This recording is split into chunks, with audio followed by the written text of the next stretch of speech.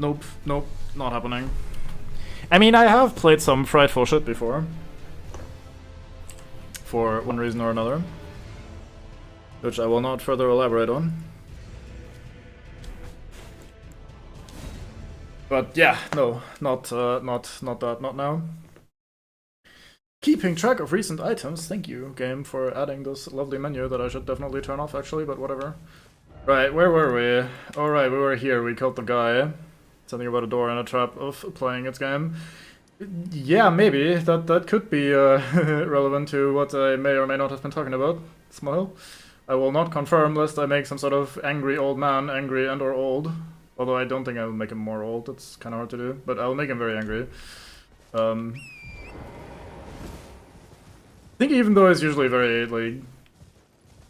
like coy or shy of saying anything committal like that, but I think that game actually means a lot to him, so me shitting on it actually hurts him quite a bit. At least that's the vibe I've been getting. So I'll not shit on it as profusely. Not that my opinion necessarily has changed. Anyway, so this place sucks ass.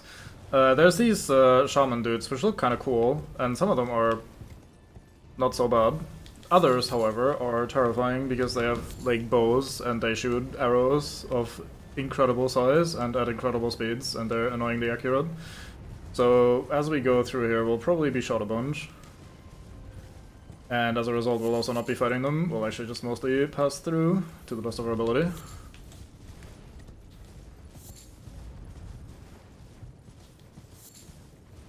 Maybe I should look at Trapdoor again with a, like, fresher set of eyes. I remember very much disliking it, and I think I have pretty good reasons to. Like, I can explain why I dislike it rather than just being like, lol, shit game. So I don't think I'm gonna massively change my opinion on it, but it'll be interesting to see how I feel now. I think I took a pretty roundabout path through this area because I missed the side of Grace. However, that also meant we avoided all the guys with massive bow and arrows, so that worked out.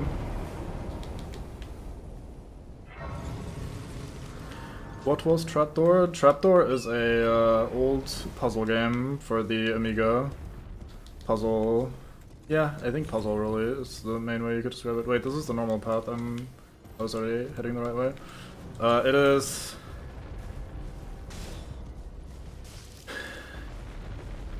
very annoyingly obtuse, like those very old puzzle games tend to be, because they can't really convey information.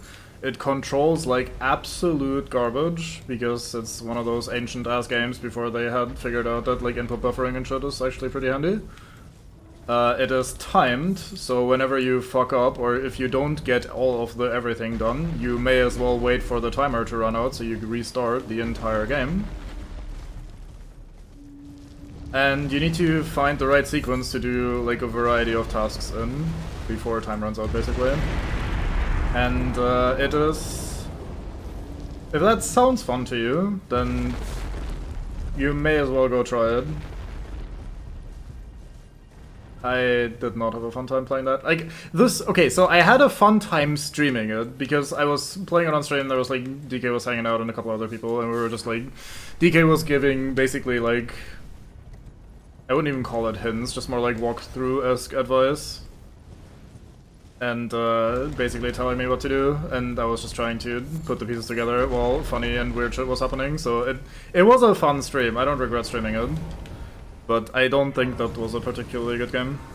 Looking at Dango's Alien Isolation, but so maybe I kinda wanna give it another shot. Dango was having fun with it, yeah. That is not a game I would enjoy playing myself. But it looked alright. Get back in the ground where you belong, yes. I'm reminded of other bargain bin stuff you were doing at the time.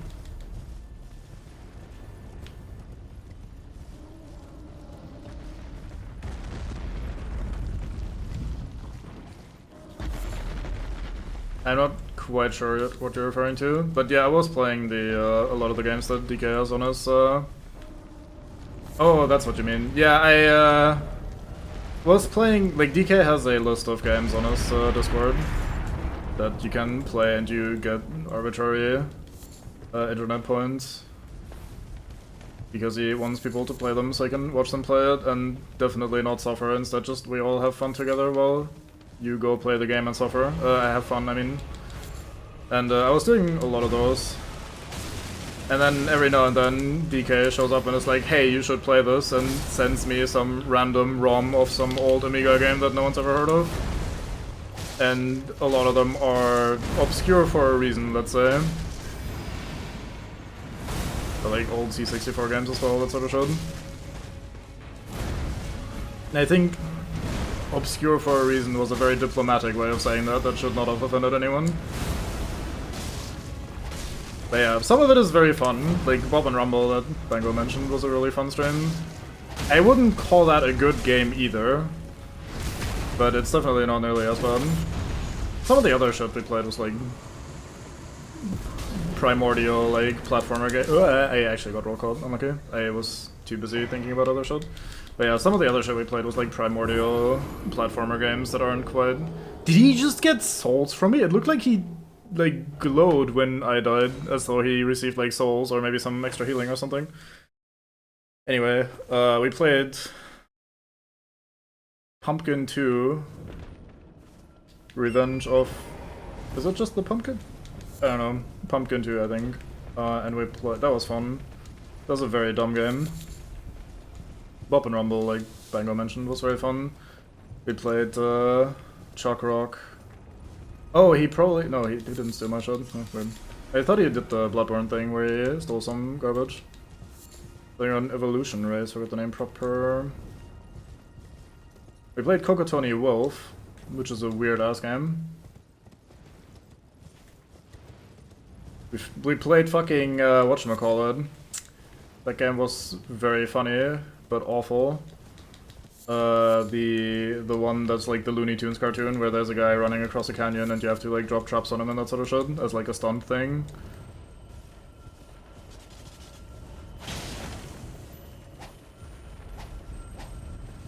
Oh, that one! Yeah! Well, the whole stream, that wasn't a very long segment, but I would have had to defeat or beat level 1 every single time I wanted to try level 2, and level 2 looked abysmal. And I was already not enjoying level 1 very much, so like it was just some... I forgot what it's called. It might actually be like... Evolutionary Race or something like that. I think you're right. Hey, we played Shock Rock, that one was pretty fun. Shame, that game has an issue that or like an old game issue that I find really sad, which is that it has a really good soundtrack. Like, they have one song that's in there that, like, canonically, I suppose, the character and his buddies play as a band. It's a pretty good song, like, actual banger, and I wouldn't have minded that playing. However, the settings allow you to toggle on either the music or the sound effects, because old, I guess, Amiga or C64 or whatever the fuck that game was, couldn't handle actually playing both, sadly. So you got to pick between a banger soundtrack of one track repeating ad nauseum or sound effects for the actual game. So that was a bit sad. But other than that, the game was actually pretty fun. That was a fun stream as well because DK actually beat that one on his own stream. It took him like 5 hours or something. And I beat that in like 3.5 hours, and I soft-locked myself in the second to last level, so I had to redo the entire thing.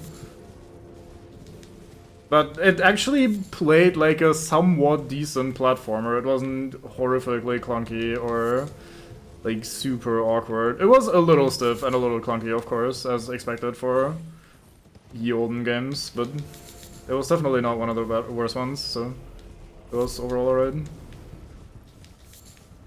I mean, not in the sense that I'd recommend it. Oh, hi Bear. I wouldn't say like, oh, that game played great, you guys should try it, but like, I wouldn't say it was like really awful. It has some stuff to it that makes it at least appear awkward. Like, there's a bit of delay on the attack, so you have to, like, when you press the attack button, it takes your character a moment for the attack to become active. But it is consistent, and it does happen when you press the button, just with that extra bit of delay to it. So, like, once you're used to it, it's actually not that bad. There were some other minor issues, of course, with the controls. Like, it definitely... I'm not gonna try to pretend like it was perfect or flawless or whatever. But it's definitely not on the same level of other frightful shit that I've played because of DK. Button click thing is neat aside from various sequencing and trigger states. See, I was about to mention another adventure game, the name of which I forgot, but that was actually a pretty fun duo of streams as well. The sequel was on a different platform and played awful compared to the first game. Fuck, what was that called? Was it Heart of the Alien or some shit like that? That was kind of alright, kind of fun. I swear there's like a passage here or something. I remember there being like a path you can go through that I had never seen before until somewhat recently, and I was like, oh shit, I gotta check this out. But I think I'm fucking up. Think you have Stockholm Syndrome? I don't think so. I think I'm just not bad, lol.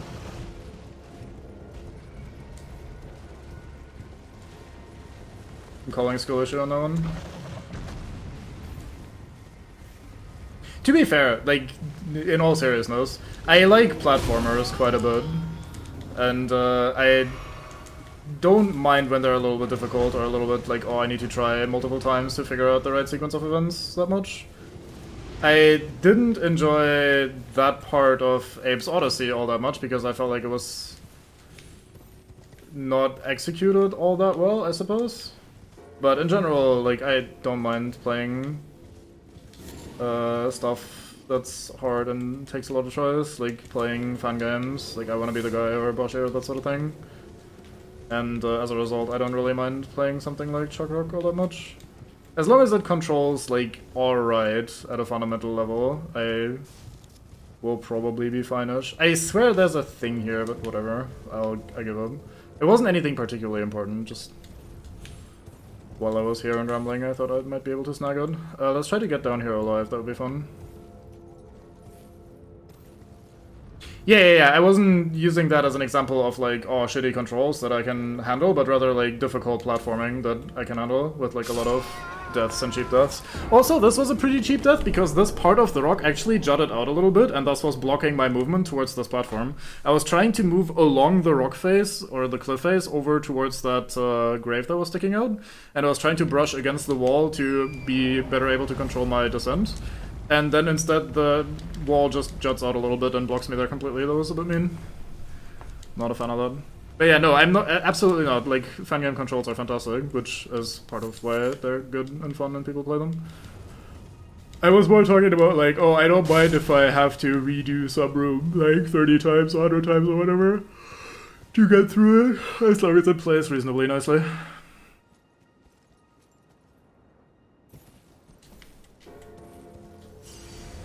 There's actually a fun little Mario Maker style fan game maker game on Steam that's free. It's pretty good. If you guys are into fan games and want to check that out. Oh, that's still too deep. Fuck, I thought that would be enough. Interesting. Awkward ground that will shove you off very occasionally. Yeah, I agree.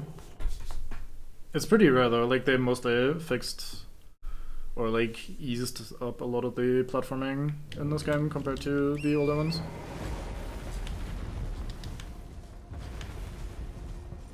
I think I have a level or two and I want to make her. Anyway, I should probably say goodbye to my souls because this looks like a tiny bit of a dead end. Fan version of Mario Maker sounds weird. No, I mean a fan game version. Fan games are I Wanna Be the Guy style games.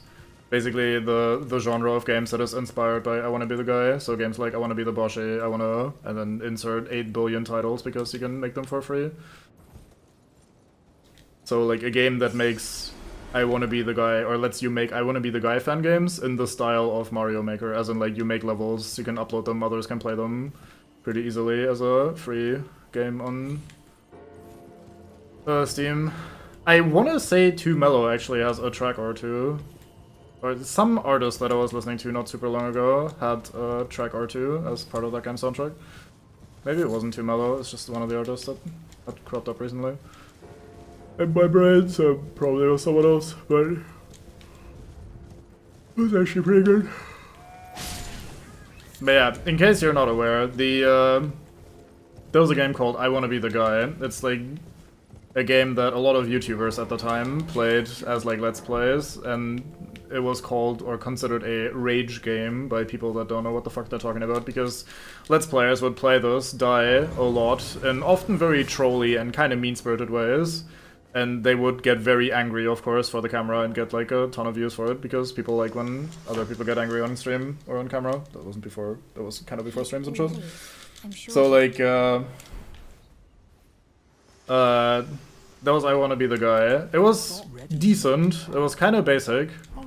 But what it does is basically you control a small character called the guy. Or, well, no, you're the kid. There we go. And you want to be the guy, is the story. So you spawn in the world somewhere and you run around and jump. It's a platformer game. You can run, jump, and shoot. You have a double jump as well. Yeah. I Wanna Be the Guy has a bunch of stuff that are, like, a bunch of assets, both, like, for levels as well as enemy sprites and all that sort of shit, and obviously also music, that is straight up taken from a lot of old games. There are segments from Kirby, there's a Tetris room, which is a little puzzle where you're stuck at the bottom and you have to dodge the pieces as they're coming down and climb up the room to escape, basically, which is kind of neat. There's Ninja Gaiden section, like, there's just a bunch of sections riffing on various classic video games, basically. There's a Mike Tyson Punch-Out boss, for example. There's a combination between Kraid and Zangief for some reason. No one really ever, I don't think, figured out why it is like that, but that's one of the bosses. It's just a kind of fun little game. It wasn't super well polished or super well made, but it was good. It was by a guy called Kayan, I think, if I remember correctly. And from there, people were like, hey, this is kind of neat, this, like, let's make a free, really tightly controllable platformer that's, like, really obnoxiously difficult in a lot of ways, with a lot of trolley deaths, but also just genuinely difficult and challenging, but mostly fair platforming. So they were like, hey, that sounds fun, let's make that as well. I don't remember what the engine is that they use for that, but it's like a freely available engine that's not very difficult to make basic shit in. So around that sprawled a community of people that like that sort of shit, like generally just like platform gamers. And they're called fan games because they're generally I Wanna Be the Guy fan games, and they basically all share the same naming convention of being something similar to I Wanna Be the Guy. Like, I wanna challenge 100 levels, I wanna beat the boss, I wanna, and then like you can imagine any sort of thing taking this like naming convention. It's pretty fun. And one of them, the probably biggest one that also got really popular on Twitch temporarily, although it's probably pretty dead by now, is I Wanna Be the Boshi. That's probably the one that you've heard about if you've been around gaming for a while. That one got really popular. Boshi is pretty good. It's for like actual people that like and play fan games, it's not actually that good. It doesn't do... Like, fan games have kind of developed, like most of these, like, niche subcultures, they have developed their own, like, sense of what is, like, good or bad, and they've categorized levels in different ways. Like, some levels are a little bit trolly, some levels that are about precision platforming exclusively, some levels that have, like, boss fights or endurance survival challenges and that sort of shit. So, like, fan gamers categorize the games into, like different categories that way and rate them on like how good they are. And Boshi is like not great in most of them, but is overall a fun romp basically. Like it has elements of all of them. Oh yeah, right, there's a trebuchet that I couldn't see because of the fog. Whoops. So like Boshi is pretty good and pretty fun. There are other fan games that people would probably, that are actually in the community, would be like, oh yeah, I recommend this instead. And like they're not all like absurdly difficult. There are definitely ones that are accessible or more made for like fun little clever game design ideas and that sort of shit. So it's not all about just making platformers where you're hammering your head into the wall. There's a website, I think it's just called Delicious Fruit, which is a reference to the I Wanna Be the Guy, where they like upload and share levels and have like discussions and shit. So that's fan games. And I Wanna Maker, see the naming convention in action there again, is kind of like Mario Maker, but for fan games, and it's free on Steam, and it's pretty good. So that's kind of what I was referencing to. And what Bengo was referencing is that in I Wanna Be the Guy, the original one, the first area where you spawn has a music theme that is actually from Guilty Gear. I didn't know that it was from Guilty Gear. In the community of fan games, it's called Guy Rock, because it's the rock music that plays at the start of I Wanna Be the Guy. I Wanna Be the Guy itself has one really annoying quirk, which is that whenever you die, a death sound plays, like a death music little track plays, which sounds reasonable. But then when you respawn, the original music that you were playing restarts because it changes audio track. So like, you're 5 seconds into an audio track, you die, and you respawn, and the audio track resets. So you hear the start of Guy Rock roughly like 4 billion times at the start of I Wanna Be the Guy, and similar for other area themes in that game. So that's a little bit messy. Thankfully, fan games have evolved past that, and the vast majority of them don't have this issue. Like, they've found a technical way of making that happen. Yeah, the dum dum dum dum death, dum dum dum dum death, and so on and so forth. Just dozens of times over and over. Oh, I thought I would stagger them. I don't know why. I hit it like twice with R2 or with 200 R1s, and then I hit 3 more times and thought, that should probably stagger. It didn't. Unlucky. Giant reds are pretty swell. It is fundament, totally unfair in various non-trap respects, noob trap respects, autocorrect. I'm guessing that it is fun, totally unfair in various noob trap aspects. Correct? Something like that. But yeah, those kind of games. Oh yeah, also, I did say, a lot of them fix the music.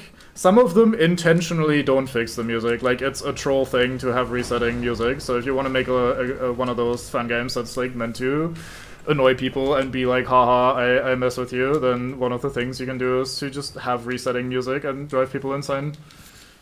But yeah, I mean, if the guy has cheap deaths is what I meant, as you say, lots of them. Yeah, I Want to Be the Guy very intentionally is a very troll sort of game, so like you'd be walking, like one of the first screens, like, it's a 2D platforming game. You're walking in the background, there are trees with cherries on them, and if you ask Kayan, he'll say they look more like apples to me, or vice versa. No, it's trees with apples on them, and he says they look more like cherries to me. And the game itself calls it delicious fruit, which is why the website is called that. Anyway, so you walk past these trees, and there's apples on them, and as you walk, randomly some of the apples will fall at like absurd speeds, so you have to bait them so you can pass, and then you try to bait the next one, you manage, okay, cool. The next one you don't bait because its trigger is like slightly past the point of no return, so if you bait that one, you just walk right back into the apple/cherry, and you will die, of course, because everything kills you in one touch in that game. You don't have any HP, you just die if you touch anything. And, like, you find out all of this through basically just trial and error. Death comes really fast and really easy. Respawning comes really fast and really easy, so it's, like, not that big of a deal, usually. Checkpoints are fairly plentiful, so it's not that bad, but the game is basically chock full of haha gotcha little traps in a pretty playful manner. A lot of them are fairly, like, clever and cheeky. Like, oh, the apple falls down and kills you, how funny. Like, no, they get a lot more creative with that, I promise. There's a lot of very absurd and pretty funny shit that happens in I Wanna Be the Guy already.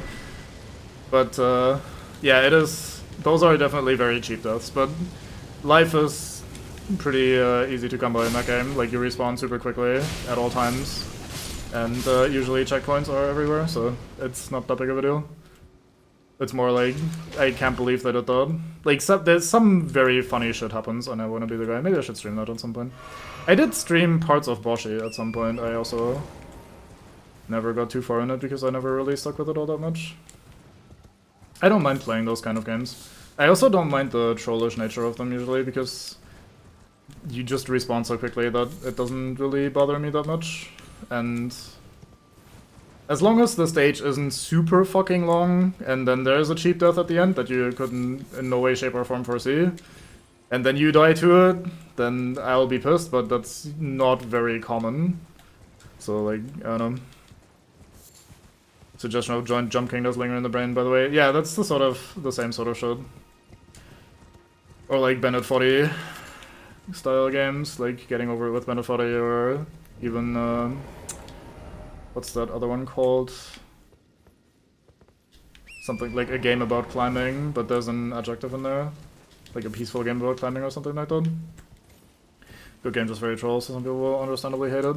Yeah, what's weird about it, in my opinion, is just that, first of all, it's like, how did why does it immediately, when it became a thing on YouTube, why does it immediately become a rage game? Like, why does this immediately become the genre of rage games, as in they exist to make streamers angry? Like, or, well, YouTubers at the time. Or, no, not even YouTubers, because even YouTubers weren't that popular in general. Just, like, just why is it a rage game just because it has, like, difficult platforming and a bunch of trolls, of course? Like, that becoming what they're known for, rather than like, hey, they're actually pretty cool platformers with some very clever ideas and some creative mechanics and shit and some creative levels and platforming.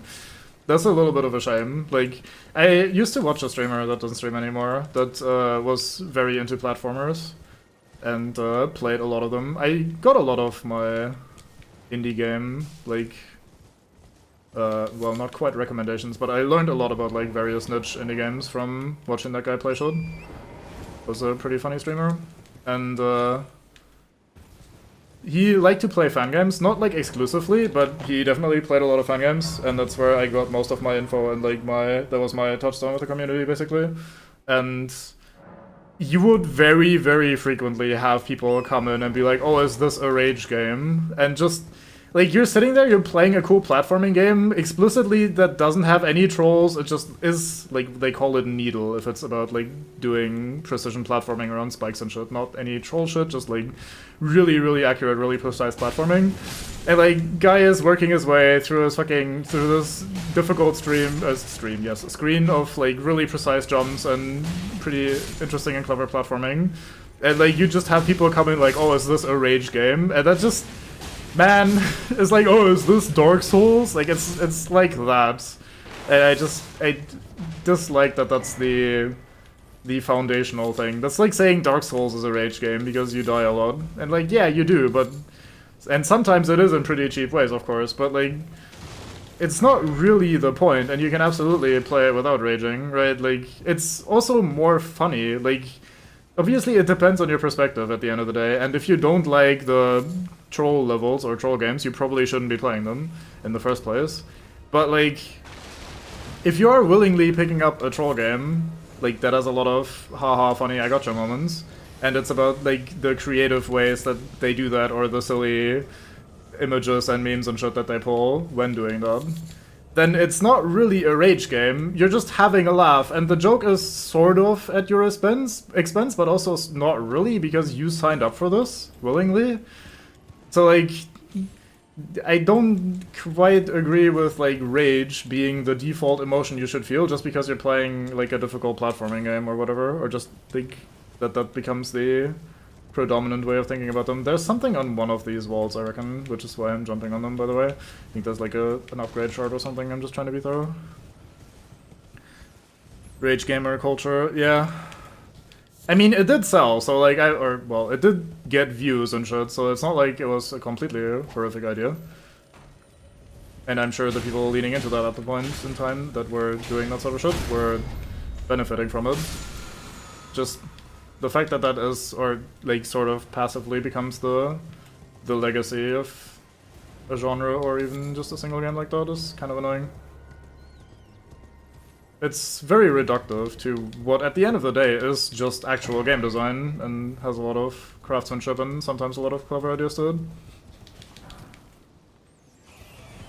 Also, just like the idea of you need to make a game, like just in a vacuum, where you're trying to find cheeky, clever ways of killing the player, ideally in such absurd and over-the-top or trolly fashions that it's actually funny rather than just, okay, I guess I'll redo the screen now. That is pretty hard. Like, that genuinely requires you to have a bit of a sense of humor and, like, be clever at creating jokes out of gameplay like that. And I'm not saying that, like, all troll levels are, like, fantastic or troll games are fantastic or whatever, but there's definitely an art form to that. And to pull it off correctly. It's like a little bit like Lethal Company, where you'll die to some horrific shit and often it's really unfair, but then you enter the spectator mode and your buddies are already laughing because the way you died horrifically was really funny, and you can't even really be upset for longer than half a second because, yeah, at the end of the day it was pretty funny how, like, the situation just escalated in the worst possible ways and you genuinely had no chance, but I mean, who gives a shit? Let's all just have a laugh about it. So, I don't know, I think... You know, I was talking about that while doing the Elden Ring DLC, so it kind of is repeating part of that discussion. But I don't think jokes at the expense of the player are always automatically the worst thing, and that some people are a little bit too sensitive about that sort of shit. If you're playing a game where death comes easily and quickly, and respawning comes just as easily and quickly, generally speaking, and you usually don't have to like redo a lot of progress or whatever, then sacrificing the player's life to make a little joke is, in my opinion, just fine. But a lot of times, people are very quick to be upset or snap or whatever when the joke is at their expense, even if it's not really costing them anything. When I was talking about that during the DLC stream, I was also like mentioning how that lines up with how I perceive a lot of people that I like in my class or whatever that will sit there and like talk shit, but if someone makes like a slight joke at their expense or against them, they'll not like play it off, not like banter back or whatever, but they'll immediately get like pissy, like how dare you say that sort of shit about me. And I think that's like the same in games to a degree. They feel like the game is never ever allowed to treat me slightly poorly just because it's really funny, and they like take themselves too seriously. So that's kind of the connection I made then when I was thinking about that and talking about that. Schnoip. You call that Morpho Spirit? Yeah, sort of.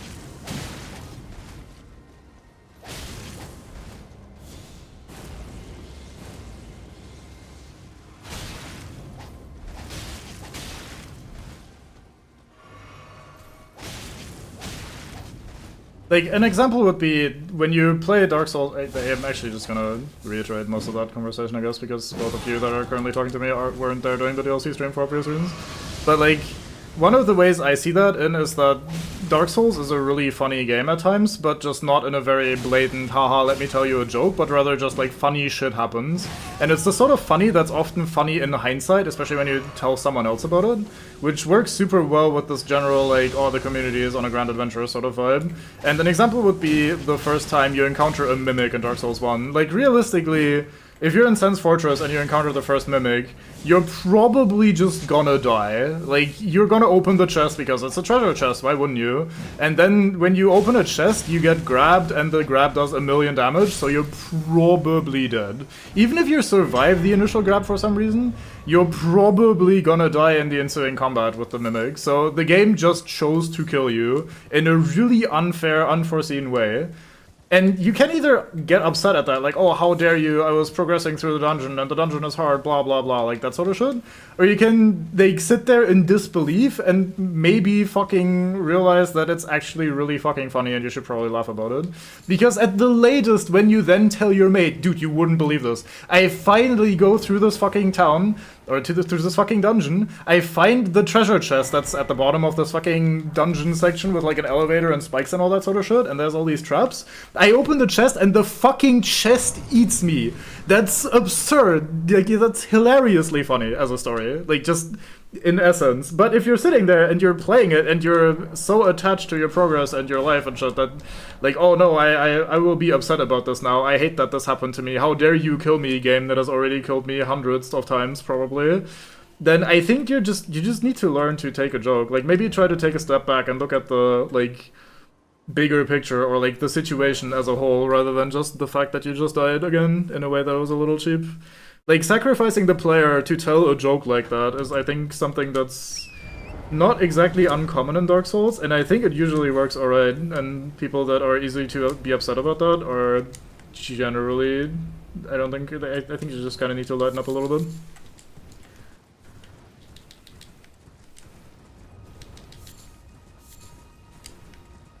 I'm not saying get thicker skin, I'm saying, like, maybe take a step back mentally and look at the situation itself rather than, like, oh, I died in the video game. Because, essentially, you didn't really, like, it didn't rip your arm off, it didn't kill your child or something. You weren't grievously injured or horrifically insulted. Yeah, you look like an idiot a little bit, and yeah, you will have to redo the thing that you just did again, but you already figured it out, so getting there again is probably not gonna be that hard. the injury that you took is very slight, and the situation is kind of so absurd that it's pretty funny if you just manage to slightly disconnect yourself from the initial immediate result. And I'm not saying everyone should love that and think that's like the best sort of humor ever, and you're absolutely fine for not loving that, but I think the opposite direction of like, I am super angry, I hate this, how dare you, which is how some people react to any such slight, in my experience, is something that I think is like probably a little too tied up and like too ass about it, I don't know.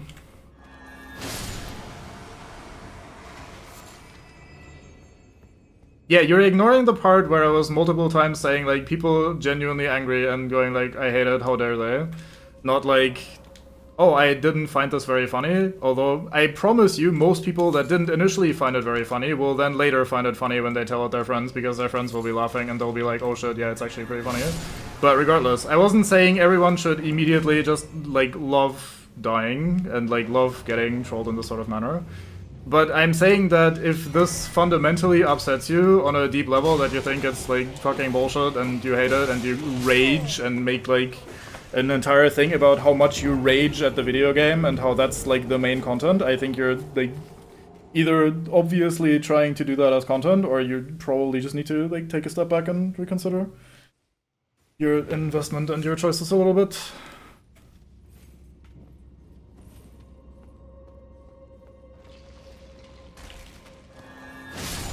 I find it nearly impossible that someone could have like, or what's a good example of that sort of thing happening? I mean, fuck it. Let's take the trapdoor stream that we were talking about earlier. So, sorry, Art, hi, by the way. I was in the middle of a ramble, and then I got pulled into more ramble, so I didn't say hi yet. Hi, Art. Hope you're doing alright. Hope you're having a good day. Let's take the fucking trapdoor streams that we were talking about earlier. I don't think Trapdoor was a very good game. I don't okay, that fucked me up pretty hard. Man, this game is such bullshit. I hate it here, dude. This game is actually unplayable. I fucking hate this. I'm gonna break my controller, etc. Anyway, so like, the Trapdoor thing. I didn't enjoy that game very much. And I didn't enjoy playing it very much, either. Like, I don't think it's a particularly good game, and I did not have a good time playing it, even compared to a lot of the other janky shit like we were just talking about earlier. But when talking about the stream and all the crazy shit that happened, or even just telling someone what I was playing and how shit it was and all that sort of shit, that immediately turns it into a funny story. Like, it's the sort of story where you're like, it's similar to how you're like, oh, I went on this camping trip and like the weather got giga shit, and then finally we can settle down and maybe build our tents and all that sort of stuff. And then we find out, oh, actually no, we're missing some of the fucking, I don't know what they're called in English, like the things you need to use to affix the tent to the ground. Like, oh, some of them were missing, so my friend actually couldn't finish their tent. So we had to like huddle together in like the one tent that we had, and then it started raining through the tent because there was a fucking hole and we got really wet, and it was just a miserable experience. When you later tell that story, it's a fun, interesting, exciting story. In the moment, you're like, this sucks, right? Like, obviously, especially since I'm kind of going into an area where it's like, that's also a little unhealthy, like, that takes part of the humor out of it, because that might actually have real-life repercussions if you're sitting there and getting, like, the cold of your life, basically. But, like, in general, this sort of some shit thing happened, and then you're telling this, or, like, you're reminiscing about the experience later, it turns into a story or an adventure, rather than it was exclusively the worst thing ever, it was only bad. Like, no, in the moment it's bad, and yeah, sure, objectively it's still a bad thing, but that doesn't mean it's not a funny story when you later, like, talk about it, or, like, share it with your friends or whatever. And I think in the same sort of way, if you just take a step back and recognize how little of an insult, how tiny bit of a slight the game actually just pulled on you, like how little the game actually just hurt you, or how little of a loss you just suffered. Like, your life, your health, nothing is on the line here, it didn't cost you anything. Then getting very angry, thus being the keyword, not like slightly upset or irked or whatever, but like getting genuinely very angry is a very unreasonable response, in my opinion. Like, I think there is a lot of humor to be had, even in this type of like, oh, that might have not been the greatest time for you, but at the end of the day, we still had fun. Also, I just got stuck in a crab's ass and got to kill it for free. That is certainly not a thing I was expecting to see today. Hello there, crab.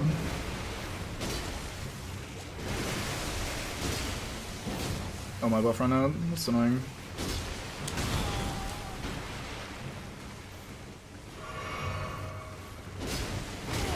So again, the emphasis is also on the whole getting unreasonably angry, rather than just like, oh, I didn't like this. No one needs to like it, or needs to like everything or whatever, but like, sitting there and like smashing your controller, or like being genuinely pissed off or whatever is like kind of silly in response to that sort of thing. I know smashing your controller and like getting that sort of angry is often not something you really have much control over or whatever, and it's usually just like piled up and pent up frustrations, often from other sources as well.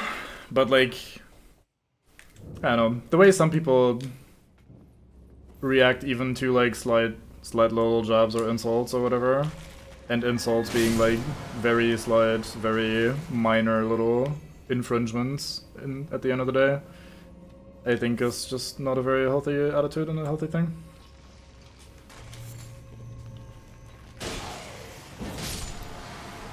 And in turn, being able to occasionally sacrifice the player's life to tell a joke is a pretty good thing.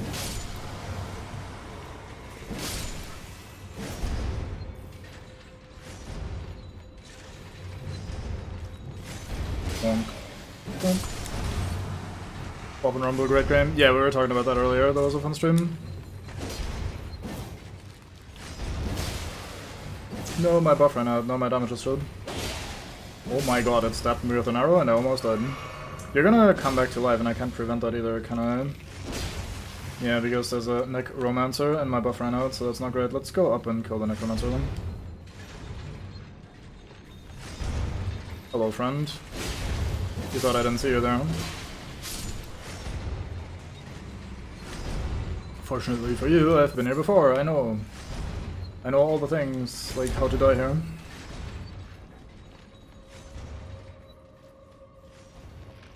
Oh, I thought that one was also maybe attached to the other guy. I like part of that necromancer. Never mind. Crumple.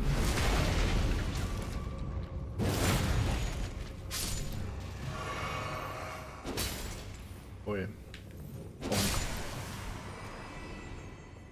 I do sometimes miss being able to just kick as an input rather than a skill. Wait, you're golden-eyed, I'm gonna get a lot of souls from you. Yeah, 138 for a tiny crab, let's fucking go. What's the normal? 28, goddamn, what a buff. Yeah. It immediately went into a really fast, pretty strong attack, so that was pretty terrifying. I'm sending it, fuck it. We got away with it. Goodbye, crab. Now, technically, I didn't actually need to be back here. There's not really anything here, aside from just, like, having to kill the other crab now. But I'm committed to the anti-crab war. I'm doing my part. Death.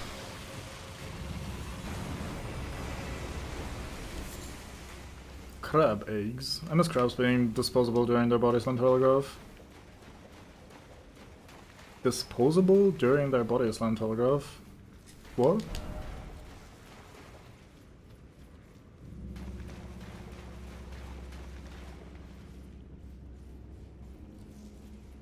I don't think crabs are very disposable. They can ever have too many. Repostable? I don't think I've ever parried a crab, goddamn. That's some Giga Chat move right there.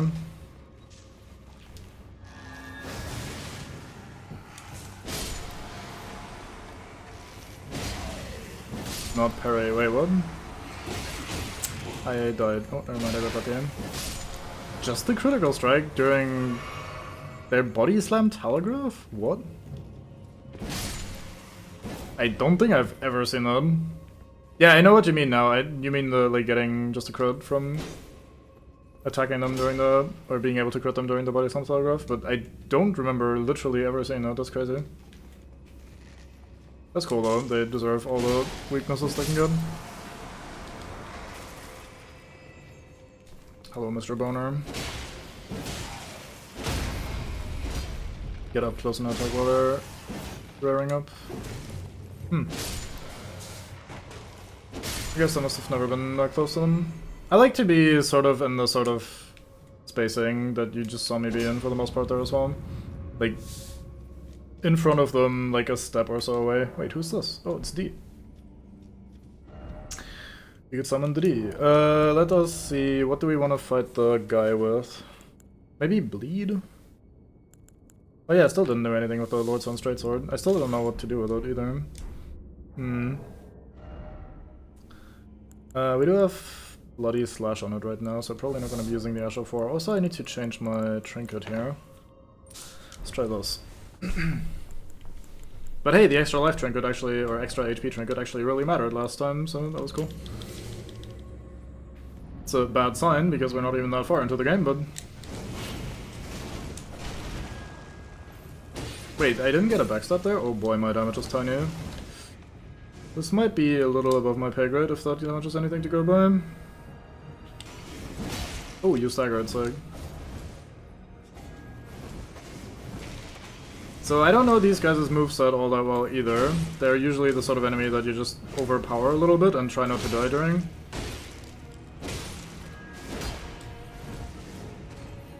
That's the grab, I recognize that one. Ooh, you didn't stagger this time even though you got hit 3 times, gotcha. The Black Knife armor set looks so weird. With the little, like, fadey cloak thingy on it. You're not bleeding yet, and I've hit you for almost a quarter of your HP. Okay, so that has 2 different follow-ups, the, like, energy slice thingy. My crab ran out, I need to buff again. Mate, you can't take my max HP, I don't have much of that to begin with. Yeah.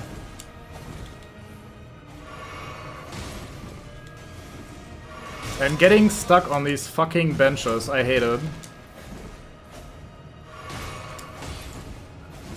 At least their normal hit damage isn't that high, although I am constantly on the back foot now until death, because I had a bad start at some point, or like a bad sequence at some point. Alright, well.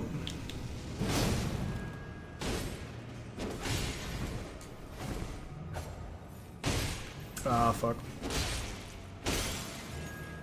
Oh, I didn't... Wait, I wasn't in stamina depth. Why couldn't I roll? Oh. Weird. I was trying to roll backwards after my swing there and I couldn't, so I was like, oh fuck, I'm in stamina depth because I kept swinging. But I don't think I was. Huh. Weird. So there's not a Stake of America nearby, which is a little annoying. We're gonna not kill the skeletons maybe, let's try doing that, and then we'll need to figure out what weapon we're using. We didn't get a bleed proc. There was this fairly big stretch where I didn't hit him a single time, which is probably why we didn't get a bleed proc to be fair, but... We'll see. Let's try the Fire Shamshir maybe, because we'll at least be able to occasionally use the Flame Strike thingy for some crowd control. Get a stagger, get the damage buff, maybe that will help. So this dungeon is where the where Fia has sent us, the Deathbed Companion. She gave us a map to a dungeon that has the knife print thingy, which is what we're, I guess, technically here for. Although I'm just doing the dungeon because I want to do the dungeons. Let's maybe kill this guy, that should buy us some space here. No, I mean these guys aren't part of that Necromancer's arsenal, so...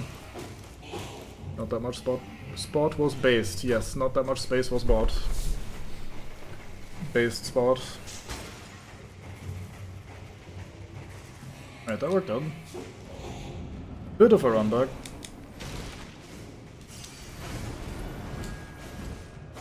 Let's see, do I get away with this? I do, nice.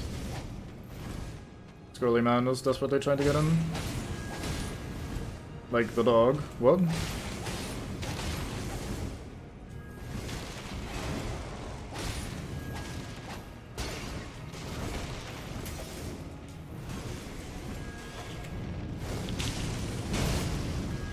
I'm out of stamina. Ooh, crap. Yeah, my Flame Strike I'm sure is doing great work.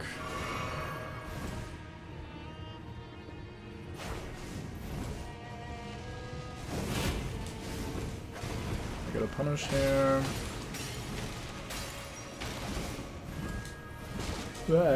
I can't tell what you're doing, so I'll just roll spam.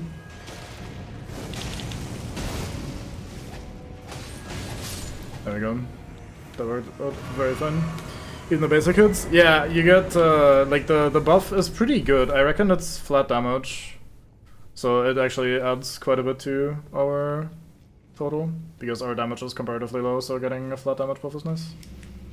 So we go down here, which leads us into the little room that we didn't have access to before. And now we can flip the big lever, and then we get one more crab, I think.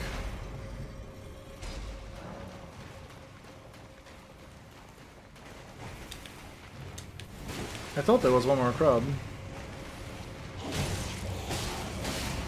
I'm sorry, I didn't mean to lie to you guys. I mean, there's one outside, but that's the one we've already killed before. I thought there was a crab in this room. I guess I was just wrong. Weak to slashing also. That would surprise me, since it's usually the most resist damage type of all time. Also, the Flamberge would also do slashing, right? So, at least the way that I was using it. Anyway, I think we're good here. Yeah, this is just the double crab room we've been in before. I'm surprised I could poise through that and just move on with my life. Very good, thank you game.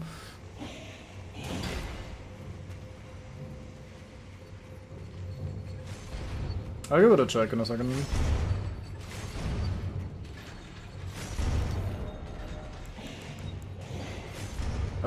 It's standard. Standard repairs, so yeah, maybe. I thought the white sweeps were a slash, but yeah, maybe. I'm not particularly good at the damage types, so I usually mentally don't really differentiate between slash and thingy. I mostly think about pierce because that has some odd interactions, and then strike because that has some odd weaknesses. I genuinely couldn't place a single slash weakness if I just like without looking at it.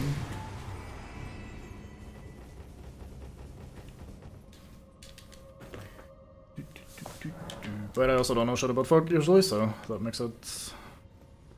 fuck it, let's keep using the Shamshire then. It's doing good work. Let's see what boss we get.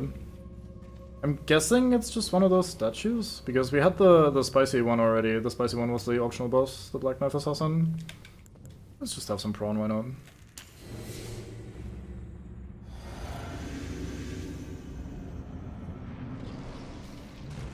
Oh, it's a shade plus ads. Very cool. By very cool, I mean, oh no. Okay, so we probably wanna... There are actually two... I got giga body blocked by the one skeleton. I couldn't roll into two different directions. And by the time I was trying to roll forwards, the other one was also... Hello, guy. Look, say cheese for the camera. Cheese. Like, the other skeleton had taken that last slot, so 3 out of 4 directions were suddenly body blocked, and I was just getting completely mauled. How do I want to deal with this? I could either bring my Sacred Sword and try to bin them real quick, like the ads, and then focus on the big guy, or we can try to burn down the big guy. I think that's what we're gonna try. Those shades are horribly strong in offense, but they're usually pretty weak on defense, so if we can just get in there and do a bunch of damage, we might be able to just kill him. That said, there are 2 melee skeletons and 1 archer, so... Oh, you didn't stagger from that? Okay, my bad. My bad, bro. My bad. That first flame surge that I sent usually staggers pretty much anything. Like, it staggered the... Well, that's maybe a bit of a strong statement, isn't it? But, like, that has pretty solid stagger. It reliably staggered the Black Knife Assassin. So I thought, like, okay, maybe if I send that one and then I do the follow-up, it'll be fine. But no, I don't think we're gonna be fine with that, so let's go and kill the ads. That is also a little spicy because the shade dude is also pretty good at chasing you down and hitting you. Let's have some more prawn. Schnupp. It's a weird sound effect as you're eating them.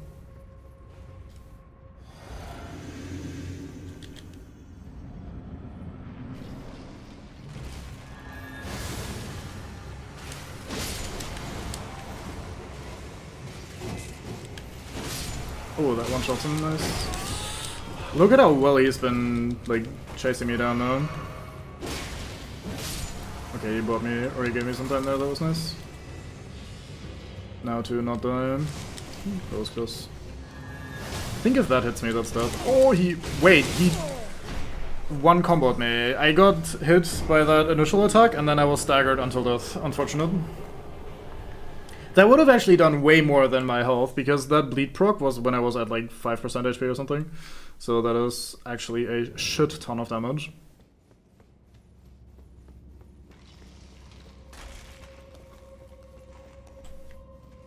But yeah, if the weapon art does that much damage, then we are probably gonna be fine regardless.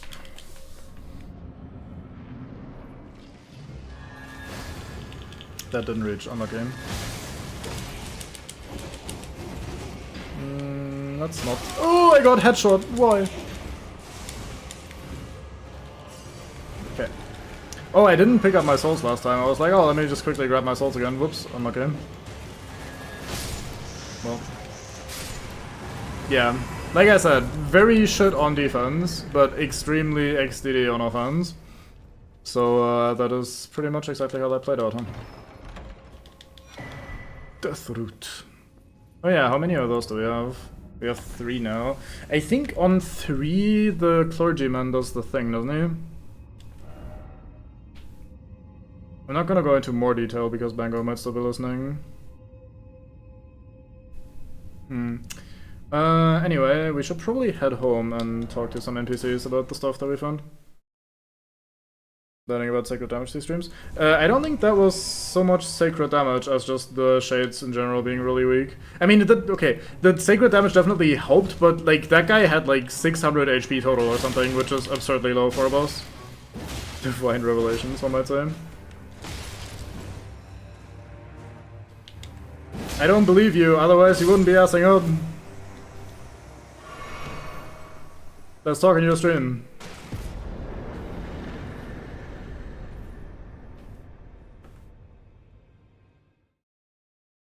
But yeah, I'll probably just do it without talking about it too much, so that you don't get spoiled on what I'm doing and why and how and shit. Hey, Gideon Ofnir, I think your bloke over here just went a little haywire and tried to have me killed. What's the verdict? Oh, my apologies for that nasty business. You got rather ahead as his mask, but now finished. That's a very good way of saying, oh sorry, my right-hand man was just almost successful at murdering you. He wasn't that successful, but like I need to like embellish it a little bit so that he maybe feels bad about it. Not that he probably just literally cannot feel bad about it, so whatever. Right, we have some other side questing to do here though. We can talk to D. Is there anything we need to still do with you?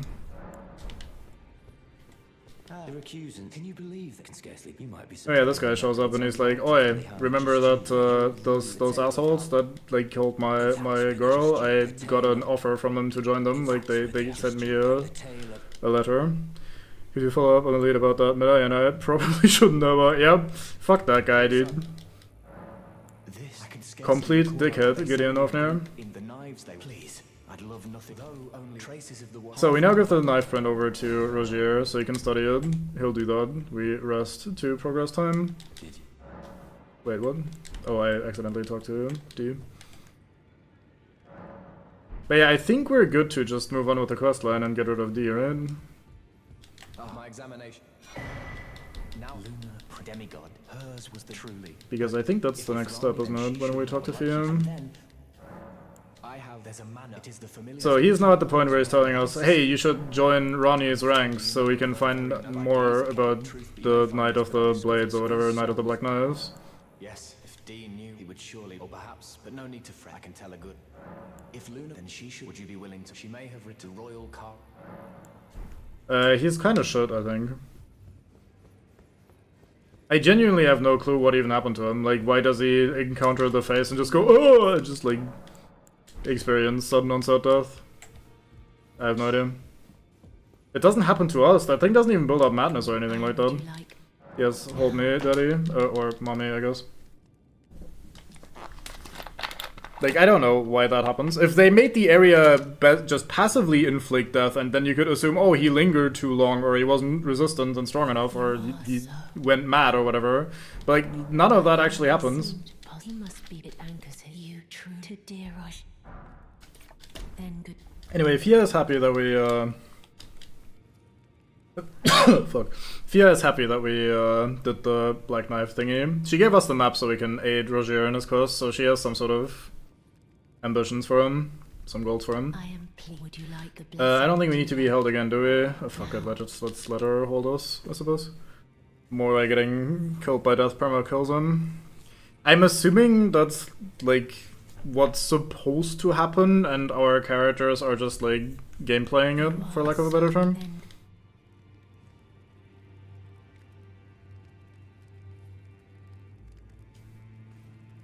But yeah, I have no idea what happens with him. And like why he becomes crippled and dies from it eventually. Alright, she had no more things to say, very good.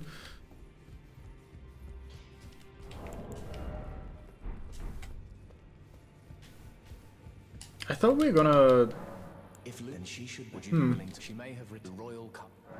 I thought she was gonna give us the dagger for us to give to D. I guess that happens later. Maybe I need to do the second boss for them. Well, I took you no matter. Lay out your arm. Lay out your arms then. Let me upgrade the Lord Sword and Straight Sword. Like how technically speaking, every time you die in Bloodborne, you're waking up in the demon going back in game. Game just cuts out the middleman for your convenience. Yeah, I don't know.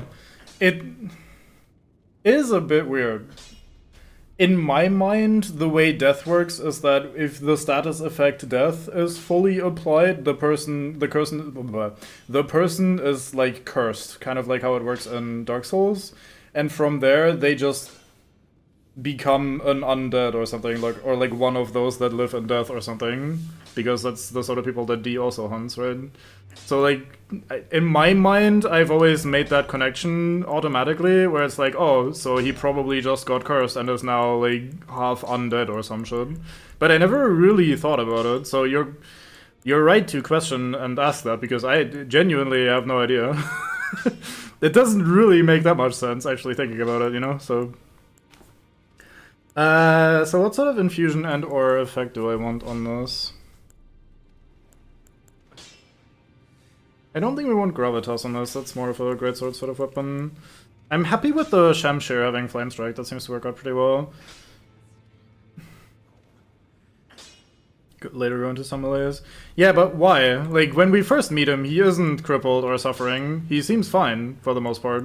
You can summon him and he helps you fight Margit as well, and he's fine. He's not moving weirdly, or he's not, like, stationary or anything like that. So it's weird that he decides, like, oh, I'm actually fucked now. At least it's weird to me. It might not actually be weird, to be fair. Like, I might just not know, which is honestly the most likely one. But, yeah.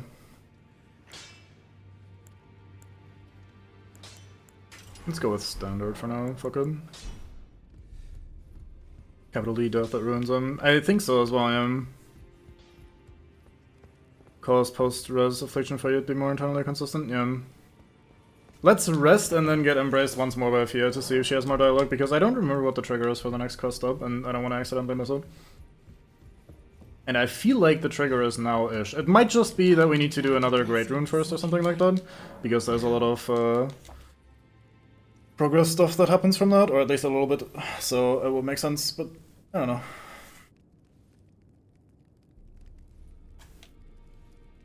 You are so very warm. You are so... and... Oh, nothing to say, fair enough. Let go of me, please, I just want to play video games, please, let me go, please. I promise I won't hug you again. No, on the other side, let's say the opposite. I promise I'll hug you again. We'll be back, I promise, just let me, okay, thank you. And that's why I think the whole having to hug her twice to get the first step of dialogue is dumb. Anyway, let's go up here, and I guess we'll make our way to the thingies, huh? I could also do Roya Lucaria. I don't know why I tend to put that place off for so long. Let's flail with this straight sword for a little bit. Haven't used the straight sword in a while.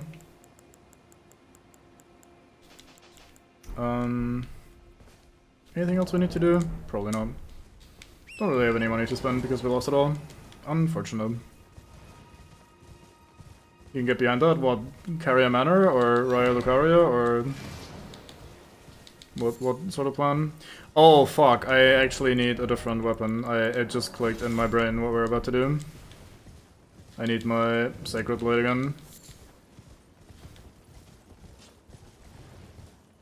I have reason for Blade to be sacred. Oh, having to hug her, I say, I mean... I don't really care for her all that much. Oh, without it being cancelable. Fuck me, it took me so long to try to at all... Like, I had no understand at all what you were fucking talking about, as in, like, what I had said that you were responding to in that sort of way. Like, I went through 3 different, like, oh, that's what he's talking about, and they were all wrong. I'm so sorry. Ah, here we go. Alright.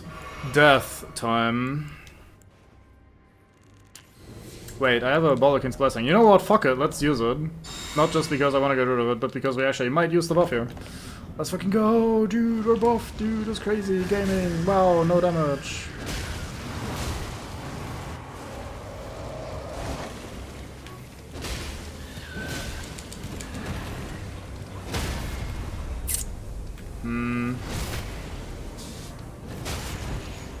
I got the crit, but at what cost, you know?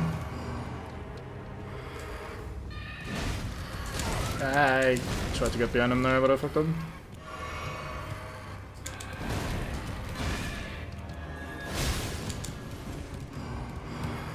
I rolled too late. I remember, or I learned last time that we need to roll pretty much immediately after the teleport. Let's send another one.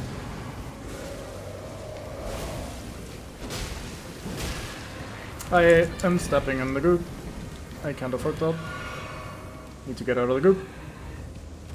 Oh, that is... I thought I could get behind him there.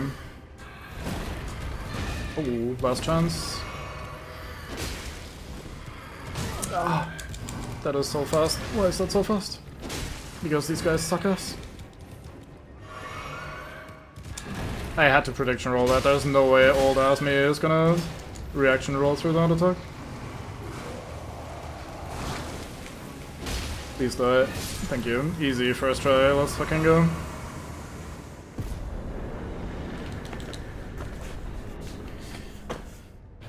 Whew. Stress. Remarkably smoothly. Oh, the frozen needle, right, that thing is sick. Can we use it? No, we need 18 dex. Okay, I'll try to get 18 dex to Royal Irrelevant. Fucking tell him, dude. Hell yeah. That is really good. That is awesome. I'll steal that if I remember, which I might not, but I'll try to steal that. Anyway, we jump around here because, oh my god, there's a big old wall, or you just hit it and it disappears. This one is weird, in my opinion. Anyway, Frozen Needle is the one that's kind of sick. You can fire a little projectile with it and you can cancel it. Like, you can hold right, like, the R2 to charge it, and then you can cancel out of it to instead move and, like, dodge sideways and shit.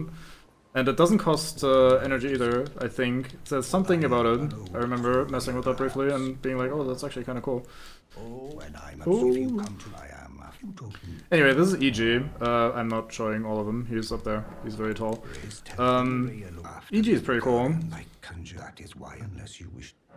Unfortunately, there was a character not super long ago in Dark Souls 3 that kind of set the bar really high for giants and friendly giants in particular. So like, he's no I help any time, but he's pretty good. Since we did Blight's little quest line and Blight sent us over here, we can tell him, hey, Blight sent us, and then he offers us the Carrion Filigree crest, which is pretty good. It makes all FP costs for skills a little bit lower, which is not so bad. There are a lot of really good Ashes of War that people end up using a lot of the time at the end of the game, or at least later in the game, mostly. I mean, I used my, like, buff thingy quite a few times already. But yeah, anyway, it becomes a pretty good Ash of War later, especially when you combine it with other talismans that buff Ashes of War. So, doesn't start your relationship by throwing rocks at you, but like then you talk to him and he's like, I help anytime, and he even gives you a thing to avoid. He wouldn't have thrown rocks at you if he had a chance, but like you didn't have the thing yet. So like how could he know? Giant archer man on the tower is perfect and I love him. I help any time. Imagine making a character with just literally one line of dialogue and he's awesome. That's the power of Souls games, man. I help any time.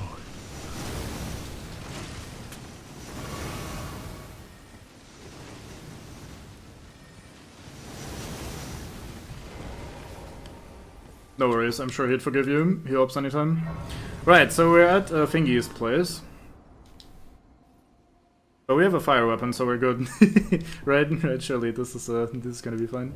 We're gonna be fine, this is fine. I should... So, like... The reasonable thing to do, okay? Would be probably to go to Raya Lucaria first. Because I think it's overall a tiny bit easier. I don't actually know about the final boss of that place, but we'll find out when we get there. But, like, most importantly, when we finish that place, we actually get... I messed up, fuck. We actually get another talisman slot. And I think another talisman slot is super valuable, so I would like to go there and do that at some point. Also, our individual per swing damage is not very good, so I really need to make the most out of the one burn that I'm probably gonna get per encounter. Like, one stun from burning enemies that I get per encounter, so... Gotta try a little harder to maximize that. Hi, guy. Where are Albanarix?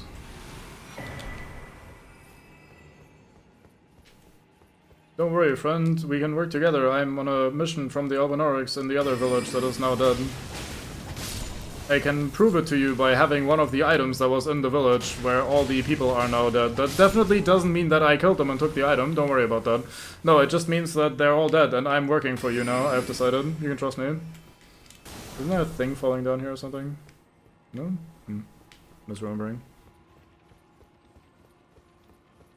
Well, a name is probably not the hardest thing to torture out of a guy before I kill him while I'm burning down his entire village, but that is technically true. How do I deal with this situation? You're already half aggro, don't pretend. I saw you run around there for a moment, Mr. Hand.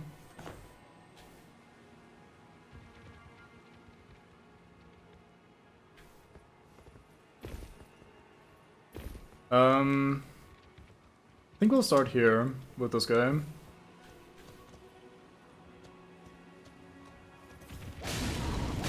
Ah, fuck. So, remember what I was saying the other day about like how you hit them in their ass and then they stagger immediately? That's what I did there. As long as you can hit their little stump, pretty much every single swing will stagger them, so you can just keep wailing on them. I forgot that I was gonna set them on fire even if I didn't buff my weapon first, so I fucked up a little bit there. Obviously with Flame Infusion we're gonna have fire damage by default on the weapon, so I may have forgotten about that.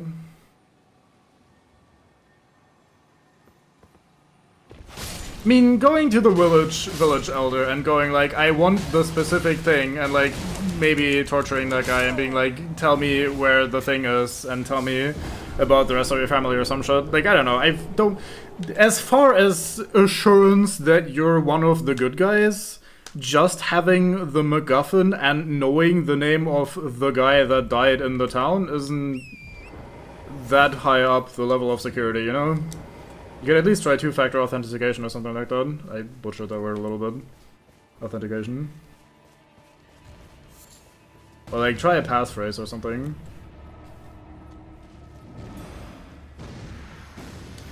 I mean, he's old and he's in the village. By Occam's razor, that means he's the village elder. He's older than me, so like, what could he possibly be if not the village elder? How dare you? How dare you? I swear I rolled all 3 times there. Fucking negative edge roll input. God damn it.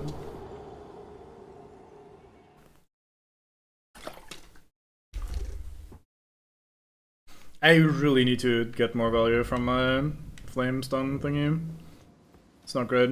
It's not going very well.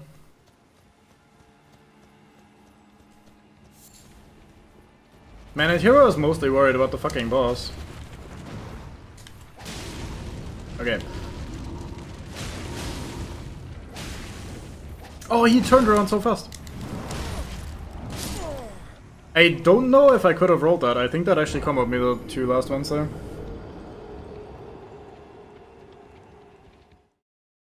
Yeah, that one's pretty nasty. If you have a good shield, it's actually not so bad. You can...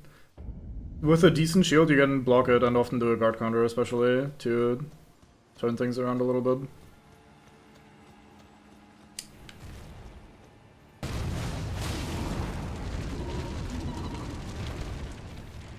Fuck, he recovered fast. I thought I had time to get behind him and do the charge heavy. Yeah, and then you roll spam, because if you're at all even 1 frame late, then you die. Because he instead does the fucking roll catch. Unlucky. Like, the fact that he has an attack from that is incredibly fast and you die if you don't immediately roll, but also an attack that will kill you if you roll immediately is pretty cheap. I should probably avoid them, but I need to practice fighting them, I think, because we're gonna be dealing with a lot of these fuckers. Well, previously you were so over-eager, like, oh, I see a guy 800 meters away, let me jump down. I'm right below you and you're not going for me. What the fuck are you doing, man?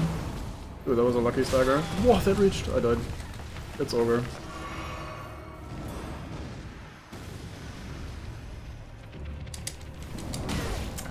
Almost.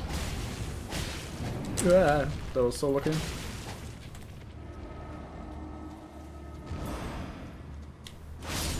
There we go.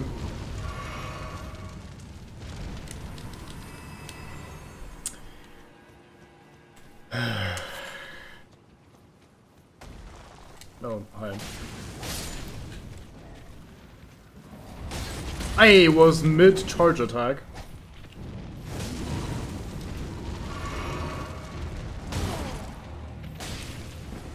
No, you question mark, you know why I sighed. You know what you did.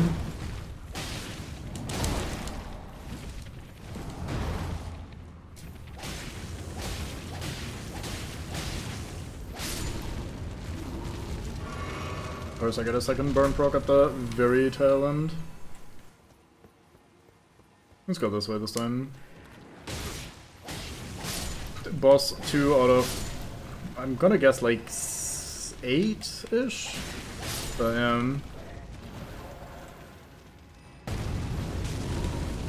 oh, they both aggroed. It's time to die.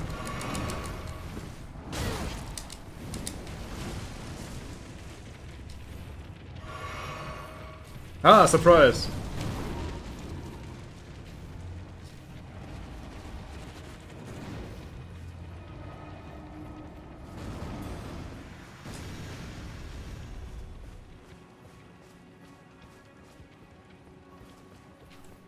I would not be surprised if that was the case. Oh, he's not burning. Unlucky. I thought it was long enough that he might be burning again. Uh-oh. Yeah, I'm just gonna get killed by that. Yep, I hate that so much. I literally lost the moment that first attack hit me. Because it's a true 50-50, and I have to deal with 2 of them in a row. While the other guy also has a chance to take his turn, which he didn't, thankfully, but...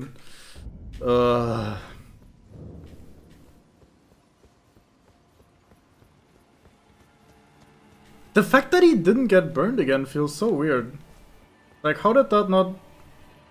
How was that not enough time to get him back into the, oh, you can burn again stage?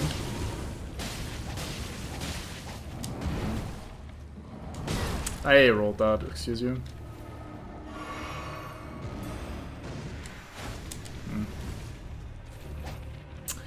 Can you stop also playing strategically around your ad now?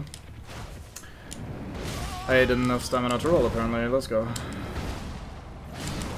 Get staggered, idiot.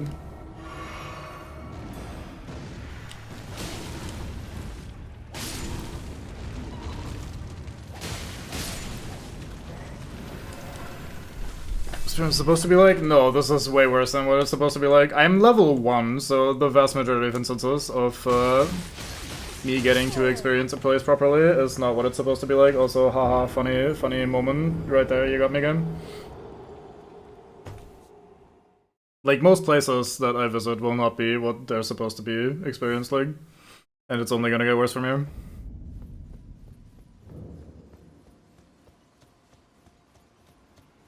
I do have a couple more things that I could be doing.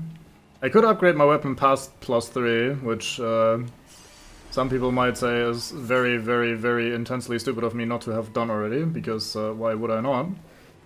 It's just the kind of guy that I am. I can't help myself sometimes. Hey, let's kill the Scarab. I'm sure nothing bad will happen to me in 0.1 seconds. Oh, I got so lucky. He chose to fire the projectile at me. Let's go. Hello, hand.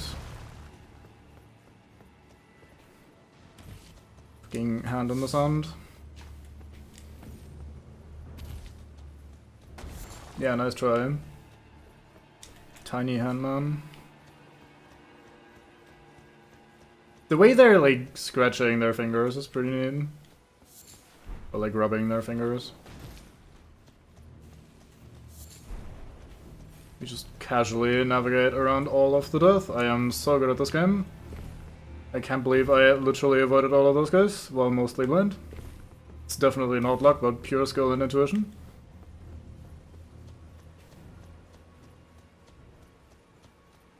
It's not luck, but skill.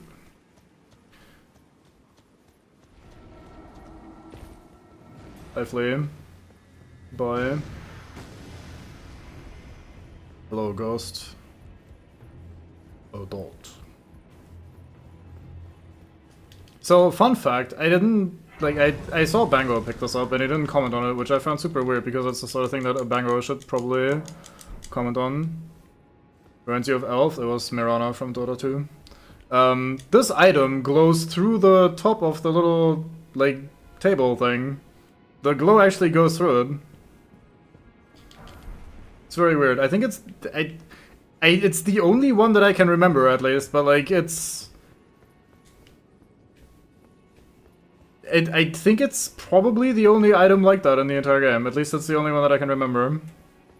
Where it just glows through the fucking table like that. Anyway, we're not fighting these guys unless we have a good reason to.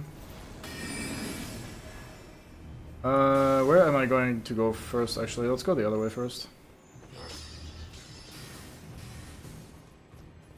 Yeah, lucky hit, but like that specific quote was very directly just Mirana from Dota. It's not luck, but skill. I'm not doing that very well. It's not my accent, but what can you do? Yoink! Alright, let's jump over here. Ignore all of Satan.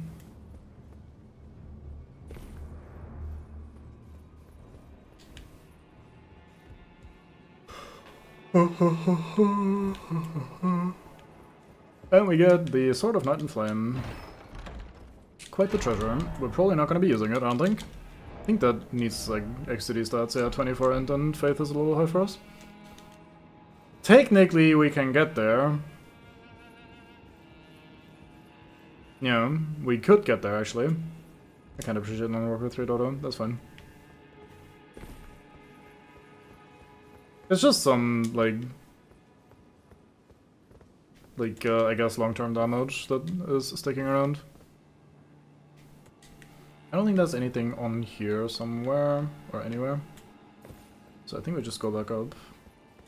However, we didn't really explore the bottom floor all that thoroughly because we were running away from giant death hands of doom. So let's have a look around. There is an item there. I see what might be guarding said item.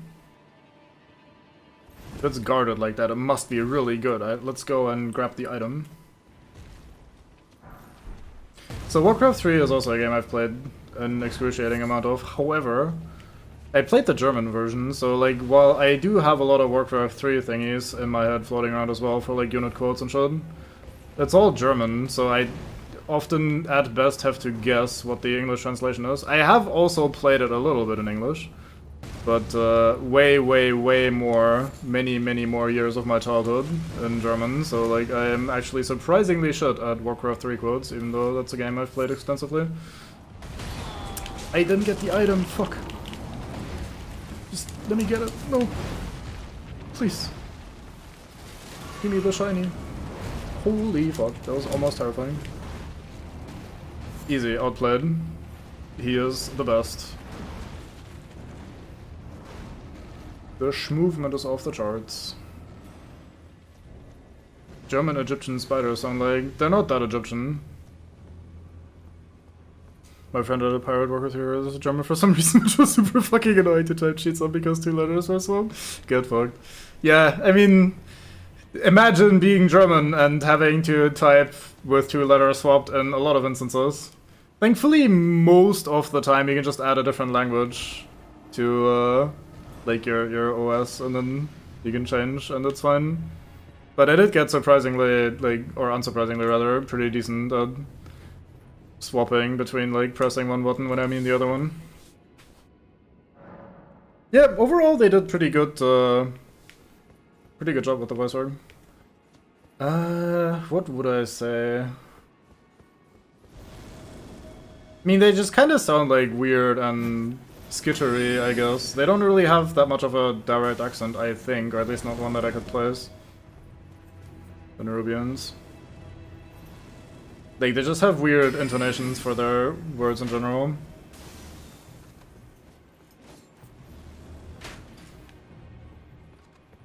Culture-wise, I'm not sure I get quite what you mean.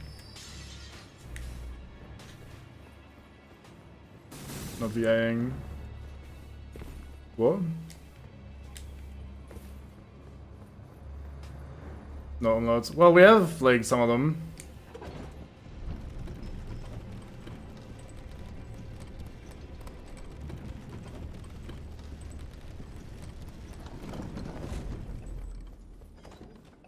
We just don't have the ones with the circle on top and the O with the strike through, and although I think that might be Danish.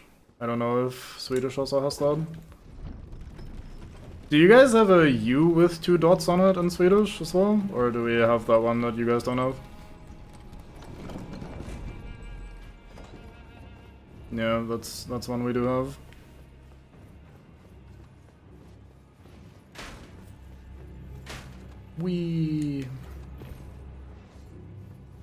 I do like just aggressively jumping off ledges.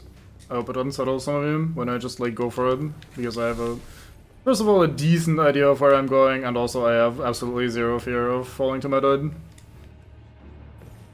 was talking about that the other stream, that like you just kind of get comfortable with the whole like parkour and sort of suspicious platforms, awkward beams over a certain doom.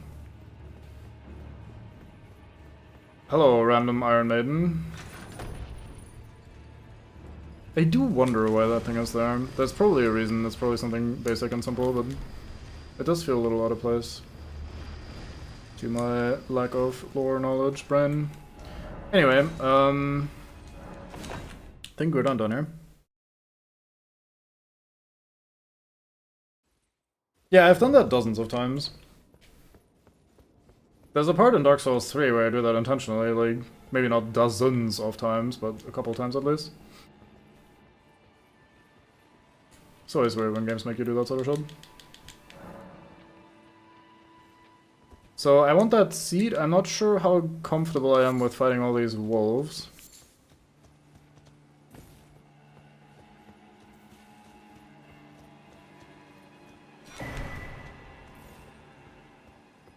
Well, I mean, I guess I don't have to fight you then. Man, very aggressively disinterested in me. I'm gonna add aggressively to more things because it sounds funny. Farming quotes, don't mind me. Aggressively farming quotes even. Okay, I should stop. That's running the joke into the ground very quickly. Thin beast boners.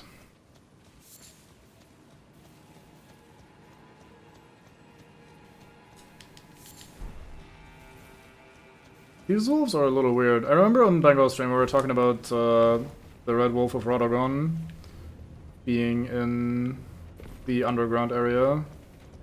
And like, I was musing whether this is where Radagon maybe found it and where he brought it from. But looking at these wolves hanging out in Caria, the red one is pretty much the same, I was gonna say model, but like the same like type of wolf, isn't he? Just like bigger and red. So it might just be the specific companion of Radagon, and not actually an import from say Noctron or a Siofra or something.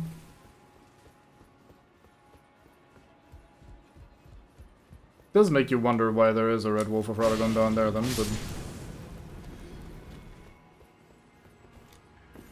Details, details. Alright, let's get not killed by the page, please. Please, sir.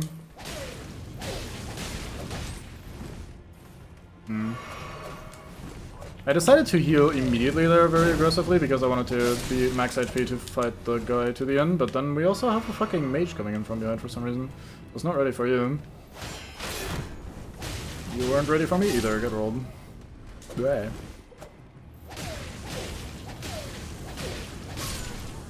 Thank you, Curved Sword moveset, for being very, very good. Hey, we got the Page Corp, nice, another piece of Herald equipment. 8 pages with volley crossbows, understandable. Don't worry, they hate you too. Although you're probably not particularly worried about that. Do we go down here, grab the thing now, or do we do that later? I think we do that later. I kind of want to get the... Whoa! I was about to say, I kind of want to get the boss grace first, so we can just go from the boss grace down here and then do the thing. Haha! Haha! Let's just quickly, guys, let's just quickly go in and quickly do the boss real quick. It's gonna be like a 2-second trip, just in and out, basically. Yeah, so this is gonna be very annoying, I reckon.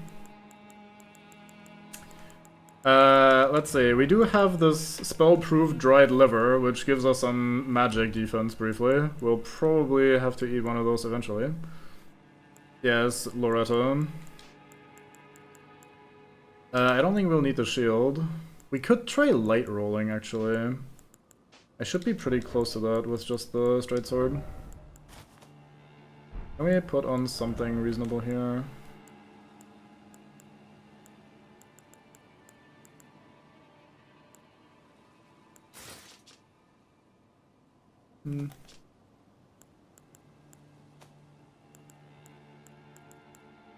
Sure, let's do this for now. How are we looking in terms of defense? Honestly, could be worse. 11 magic is not the end of the world, and we are light rolling, so we're gonna be rolling a little further and a tiny bit faster. That probably is better. So, yeah, here we go. So I did this on a fairly low level character not very long ago. I did this on Harold and on a different character as well. So I do kind of know this character's moveset. However, I do end up taking a lot of instances of like small chip damage here and there in this fight because of all the magic spells. Our damage is not awful. What I'll have to do is just respect her every time, I reckon. Like every time she is randomly swinging or buffing or whatever, I probably need to just go and take a step away. Let her finish her thing and then try for another opening later.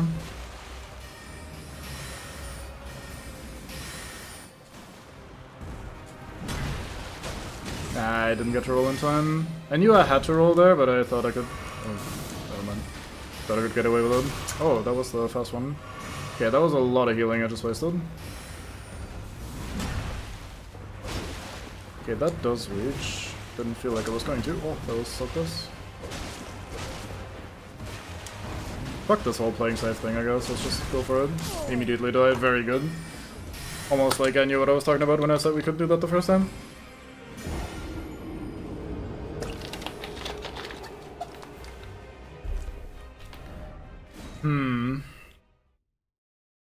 I don't think we have anything that we can switch to that would make more sense. Like, I don't think she's particularly weak to fire, but we can give it a try, of course. I don't think she's gonna be particularly weak to magic, or... Well, she probably can't bleed because it's a fucking ghost. I do like the light roll, but it's because I like light roll in general, so... It might not actually be that good.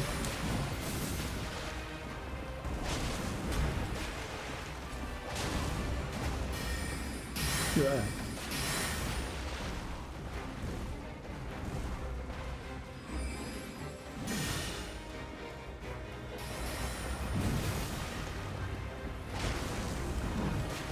Oh, I needed to double roll immediately, my bad. Its damage is basically the same as with the straight sword, but we haven't buffed yet, so if I do have an opportunity for that, which was not that one, then we might end up doing more damage. I'm gonna... ah, fuck. I was... oh, we did get the buff, even though it interrupted the actual attack. That was very generous, thank you.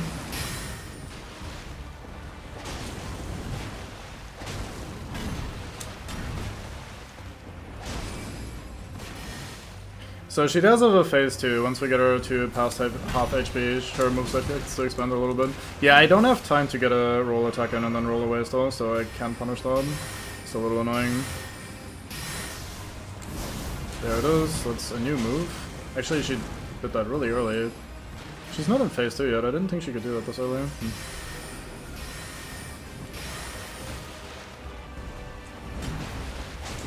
Right, I just said that I cannot punish that, and here I am trying it anyway.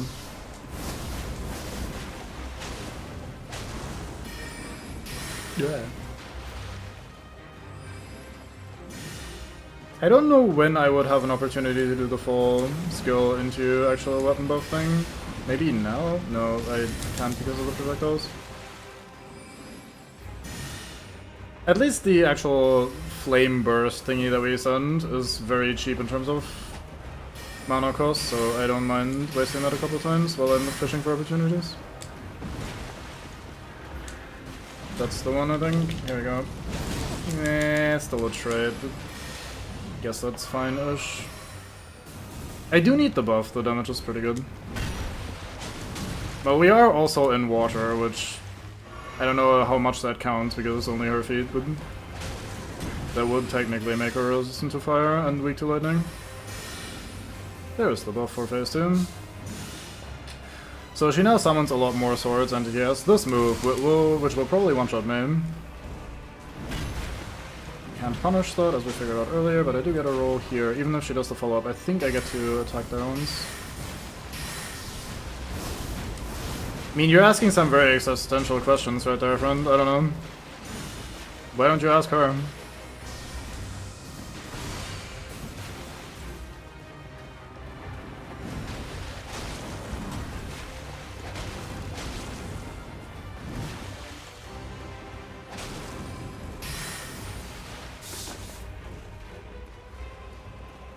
I mean, I don't know, phantoms can be hit and killed with physical damage. I keep forgetting that I can punish that, even though I mentioned it before. Yeah. That was close. If that has an awkward angle on you, by the way, the thing actually has a bit of AoE, I think, when it hits the ground next to you. Oh, that was close, I almost did.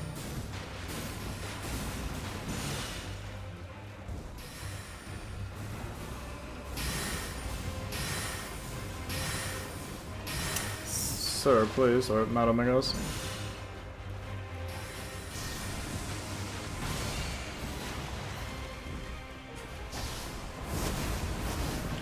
Sending it, fuck it.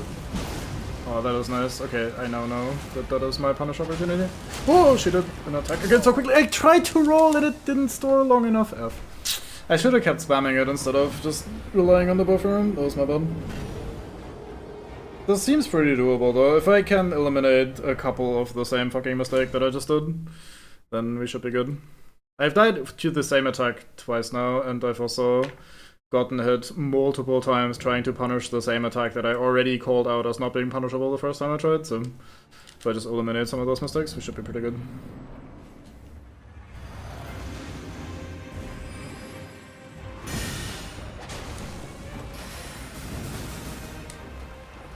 Well, I mean, you don't need to phrase it that way. You can if you want to, of course, depending on your intentions, but...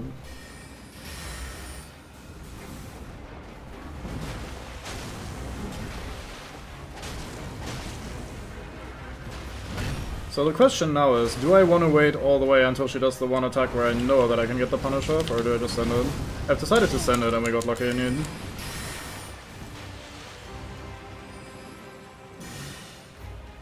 Blast did its thing there actually pretty well with the whole damage reduction for one hit, because it allowed us to trade there and get the weapon buff off. I don't know why I decided to do a jump attack there very aggressively.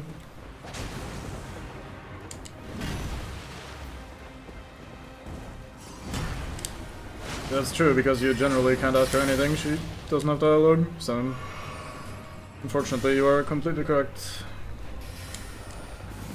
Aw, my bad. Oh, I'm dead. Ooh, that didn't kill me. I'm gonna say that didn't kill us because we have the extra magic resistance from the talisman. I'm saying that just to make myself feel better about the fact that I'm wearing this dumbass talisman that doesn't do anything, and now I autopilot and immediately try to punish the move that's not punishable. At least not safely. But we get the buff here though. I've learned that one in the last attempt. She does have the horse rearing attack that all horsemen have. Yeah. Ah, I didn't fall for it this time. And a dodge. There we go. Oh, she's not buffing. I thought she... that was so fast. She's not buffing! What the fuck? Why aren't you buffing for phase 2? She's not doing it! I'm so fucking dead, dude. I was waiting for her to fucking buff so I can punish, and then I just, like, die. Oh, now you're doing it after I died. Unlucky. They could. She doesn't implement the knock-off horse mechanic. Eh.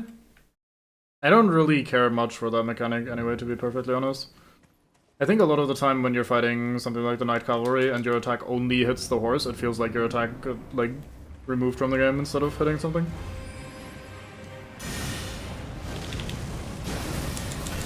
Simply because, like, doing damage to the horse is comparatively pretty minor, and they just resummon it so quickly.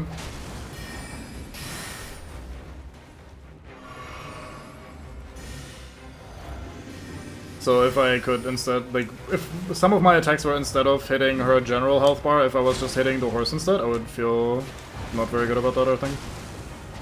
So I prefer it this way, I think. Oh my god, I almost died. Thankfully the Flask saved me. Thank you, Flask. I'm being, like, needlessly aggressive because my buff is gonna run out, and I'm like, oh, I gotta get some damage in. Which I don't, I should just play safe. Yeah, but then she would naturally have to resummon the horse as well, right? Because that's what the Knight Cavalry also does. Which then makes it feel like you're just, like, making up for the same I autopilot into that punish whenever I'm rambling about shit. Also, when I'm not rambling about shit, I'm just dumb. But yeah, it just, I don't know. I think you cumulatively do that again, and the moment, whatever. I'll just accept that every single time she does that attack, I'll have to drink an Estus Flask to deal 70 damage to her, which is just about the worst trait in human history. Anyway. To me, it feels pretty shit whenever you're fighting the Knight Cavalry, you hit the fucking horse, and then after 800 hits to the horse that didn't hit the actual Knight Cavalry because they jump around too much, you finally get your one crit, and you're like, yeah, that did something, sure, but it only barely makes up for the amount of damage that was missed by having only hit the horse before. Like, the crit doesn't feel like it makes up for that. The mechanic of, like, unhorsing someone and then getting, like, a punish for that, that's cool in theory, I agree, but I don't know if I like the way it's implemented overall. That might also just be a Knight's Cavalry issue, I guess, as the representation of the mechanic. I did it again, fuck me.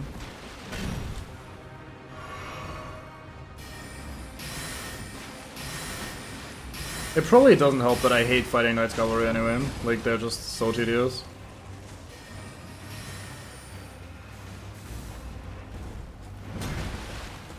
Hey, I didn't fall for it, let's go. Because I wasn't yammering and instead actually focused on the fight, yay! Surely you're buffing now. Yeah. Didn't get to hit you, but at least we got the buff off. Oh, I messed up. I rolled that a little early, but we got lucky. Thank you, light roll.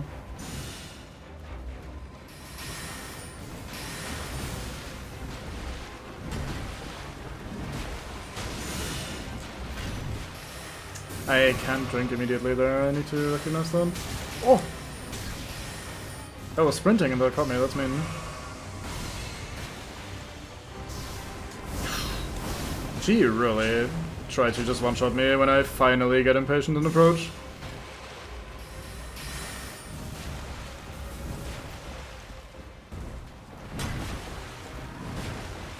Oh my god, I stopped making the mistake every time. Yay! Yay! This is what gaming looks like. I rolled backwards like an idiot. I'm okay.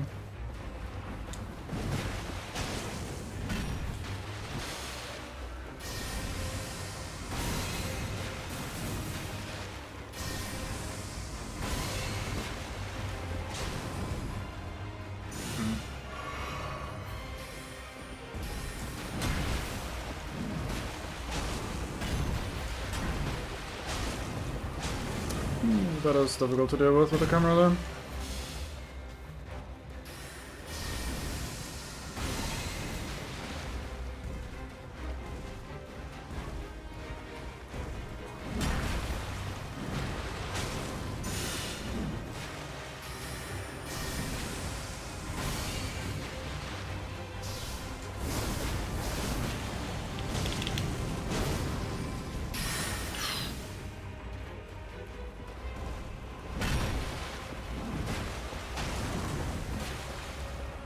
Oh, she did a different gen now. That almost caught me.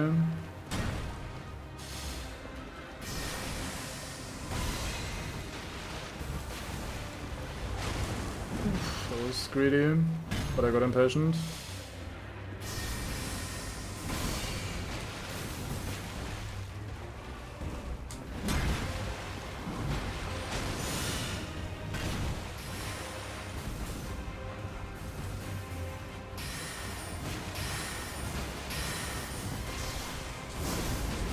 Ooh, I'm not gonna get the full punish, I don't think, but I'm risking it anyway because I'm impatient. There you go. I didn't get it for like 3 minutes there at the end, that was fun. Good confusing, like I wrote in my current playthrough, didn't resummon immediately, fought me on the ground until he did, which I don't remember happening before. I wish carrying sword spells from bosses weren't just big stop signs. I mean, depending on your build, you can kinda risk it. If you're like swole, you like and have health and defense, you can sort of deal with them pretty well, I reckon. Especially if you have, well, we can't have carry and retaliation yet because we get that after the boss, but like when you have stuff like carry and retaliation, I think the storm parry also negates projectiles, and I think that includes magic, but I'm not entirely sure. And also, you can always make the argument that you're supposed to be using summons like Spirit Ashes or other players and shit, so it shouldn't be exclusively focused on you, so it wouldn't be a giant stop sign in that regard, and so on and so forth. But yeah, I think for the way I normally play, they're also just giant stop signs and pretty annoying. That felt weird sensitivity-wise, huh? Been having this issue quite a few times. Oops. I stare projectiles like the swords though. Well, you're probably not gonna get all of them in one go. But like you could dodge the first set and then parry the second set and get some projectiles of your own, so you're at least getting some damage in. Or you could be staying back and throwing like a pot or a throwing knife or something and get some damage in that way. Or especially if you're also a magic user, you can shoot some shit of your own. Yeah, I thought you were talking about the actual spells as well, usually. Or not usually, but like when you first said that, no, makes sense. It is dumb, I agree, that like for the way I play it is pretty much just like hang back and wait for the boss to do something. On the plus side, usually when they do that, they also attack you right after. This one is really annoying and the fucking I run away and spam spells at you. Like, extended phases of that are really tedious, but there are other bosses that use that sort of shit and they summon and then immediately go in to fight you, which at least makes it interesting and dynamic rather than just I stay back and don't play the game for a bit. So in those cases I don't hate it as much. It is tedious and annoying, and sometimes, like there's an instance in a recent stream where I got pretty much completely shafted, like I had no way of dodging the attack because of the fucking projectiles, like they were layered so perfectly on top of each other that I couldn't avoid it. So that always feels a little bit shit. But even there you could argue like, well, you should be using like a shield or some of the other defensive tools in the game, so I don't know. She's definitely an extreme example of this though, so just gonna make that look extra bad.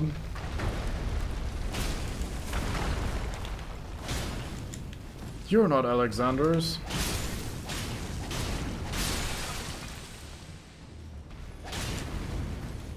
Speaking of, I should play that game. I still have never played that game myself. I've seen people play it, at least bits of it. But a God Hand playthrough would probably be pretty good at some point. I know at least one person that would probably like to see that. I died. I hate this. I was trying to pick up the item and then R1, and because item pickup is the same button as hold this button and then do R1 to change hands, or like stance rather, I, while picking up item, press attack to swing at the enemy, but instead my character decides to one-hand their weapon instead of two-handing their weapon like I have been before. So instead of an attack, I stand there like a fucking idiot and then get fucking hit. And while I'm still not recognizing this, they also like to follow up and I'm not speedy enough to fucking dodge and die. So that sucks ass. And yeah, it's skill issue because I'm fucking greedy and looting, so you're not literally wrong even though you're probably memeing, but it's still frustrating. I've had that happen a surprisingly large number of times, that the whole, like, use and change hands thing is on the same button. They used to not bother me very much, but I've recently been running into that issue quite a bit. It might just be because I'm trying to do too many things at once. Like, I didn't really need to loot and attack there at the same time, I could've just looted later. But at the same time, I also didn't need to die for looting there. If the inputs weren't overlapping like that, I would have literally been fine, so it's kind of like, no matter how you spin it, it's always going to be a little annoying. Bit of a situation. But yeah, I mean, it's not that bad overall. I think they did a pretty decent little compromise with the whole hold one button to interact with your quick slots and change weapons and change hands and stuff. Yeah, I've had it happen fairly frequently recently. It used to not be much of a thing, but I do it a lot now. And again, it's probably in part because of, like, just the way I play, rather than because anything mechanically has changed in the game. Right, so after all this very fun stuff, we get to do something else that's really fun and stuff. Surely this fucker bleeds, right? Oops, too early.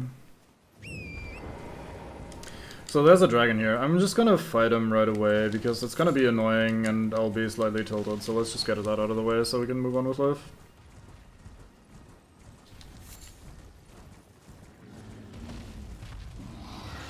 It's also a controller issue.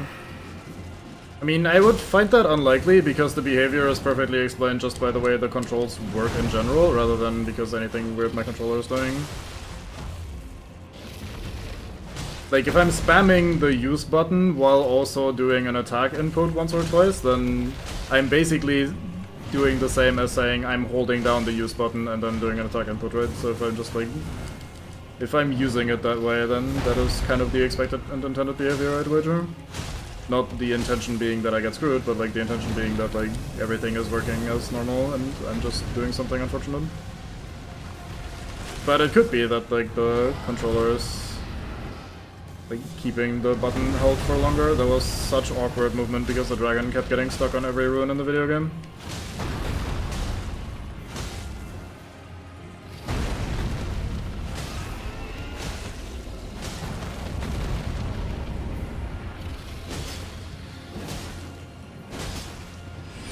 Oh, you're leaving, Brian. Alright, now that that's done, we can actually explore the area. I mean, it wasn't happening too much recent-ish. So by recently-ish, I meant when I started playing this video game again after not playing it for like a year plus. So it could well be that I, first of all, didn't remember when it happened in the past, so that I just like was like, oh, I guess that wasn't much of a thing, and now I'm experiencing it again. Or it could also be that like I have simply changed the way I play very slightly. Or like that I'm in more situations now where I'm trying to greedily just quickly try to loot something while fucking off, so... It's less that I was playing this for months straight and only in the recent month it started happening, but rather like the moment I... Wow, you insta-bleed, I'm sorry, dear. That is horrific. I'm very sorry I did that to you. But yeah, it's It seems like I mean, there was this other issue with the turning speed sometimes being slow, sometimes being fast, but it's also fairly inconsistent and feels more like a game issue to me, where like certain areas might not be working super well. Like I haven't been able to recreate it while we're exploring here, for example. Everything else felt exactly the same and pretty smooth, and then in some areas where there's big open lands, it's just not working super well sometimes, but also not in a way that I can reliably recreate. There's a, like, floor thingy to break here somewhere, which is why I'm running through these ruins 500 times, and I can never remember where exactly it is, so we're just gonna be wasting a bunch of time here, sorry about that. It's probably a little closer to Ronnie's tower. Oh, here it is.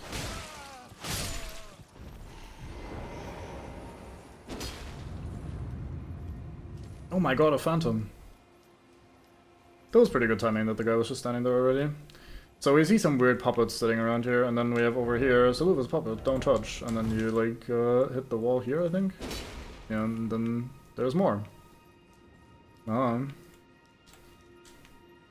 now we have seen that, and we can talk to the definitely not evil guy about it. Degenerate ahead, hell yeah. Fuck that guy.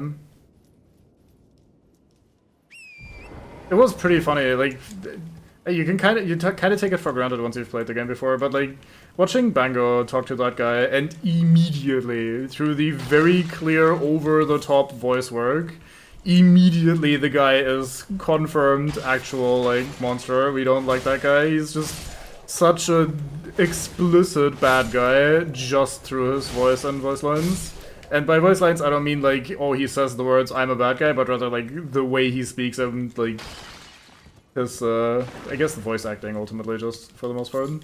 It's just so blatantly and aggressively, I am evil. It's really funny to me.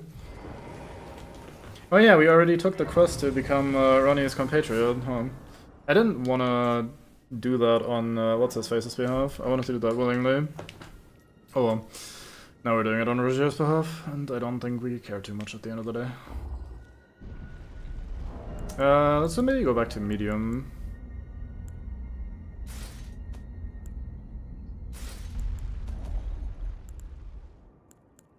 Heavy load coming through.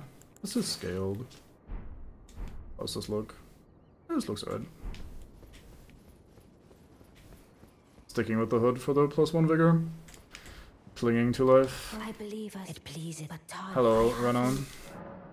You must be Ronnie the Witch behind the Knight of Black Knives. Dude, that sounds so accusatory. Can't I just say you're awesome? Let's hang out. But sadly, I have slain, and it is a and I performed all the same. The curse now. Now be gone, unlucky. So I think we now have to talk to Rogier again, and he's like, oh, maybe you should like infiltrate and be like, oh, don't worry, I'll join. Duck feet. I am. At least I think I know what you mean, yeah. That is true, I never noticed that, huh? Weird. That is... wow, now that I can't unsee it, fuck. It's awful. Those are certainly some duck feet, Jesus Christ. Okay, we need to change pants, thanks. Can't wear them for that reason. You didn't have to do this to me, but I guess you did that to protect yourself as well.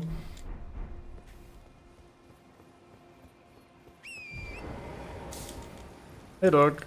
Hello, hello. We are horsing around.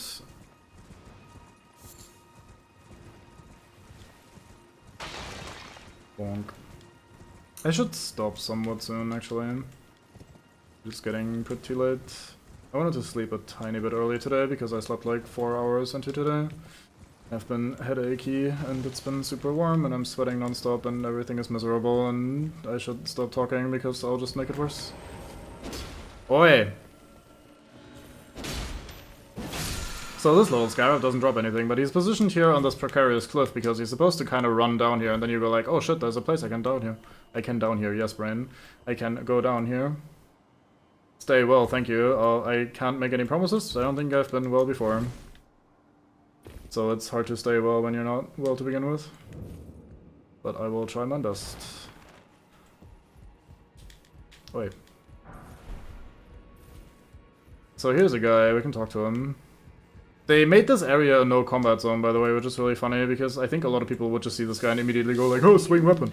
But no, this is Pidia, he sells shit.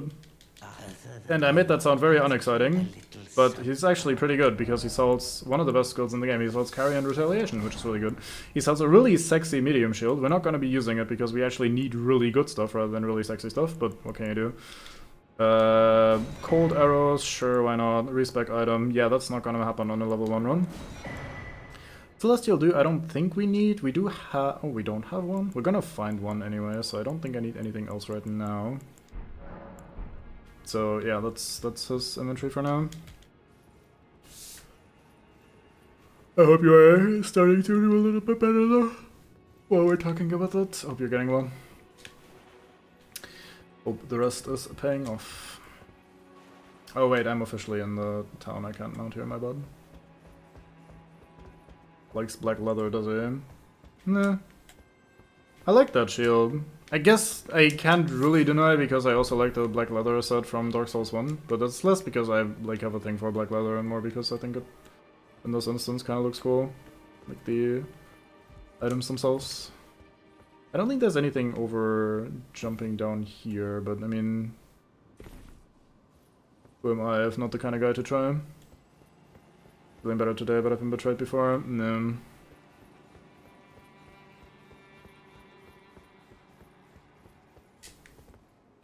Go to rest. Hey, an item. Slumbering egg, very important. And this leads back down to the area with the Iron Maiden, doesn't it? No, there's a crab, dude! I don't know how few people have found this crab.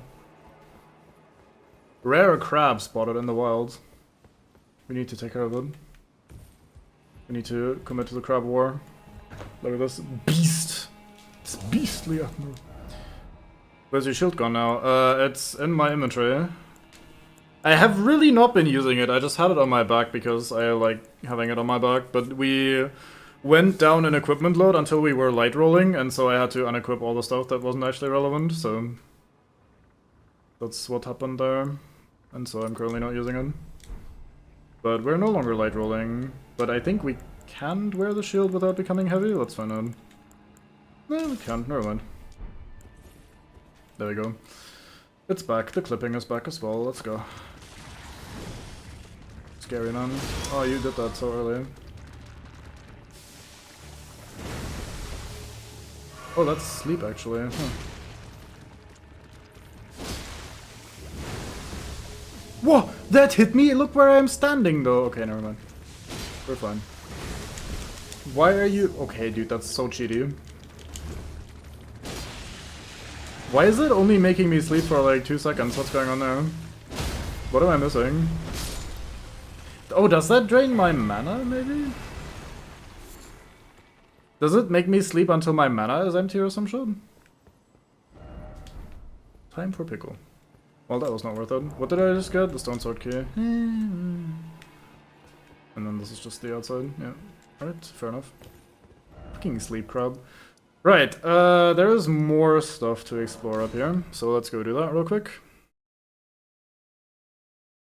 I think we'll try to finish off this little plateau up here, and then we'll quickly do Rogier and Ronnie and dialogue and quest progression and shit, and then we'll probably call it a day.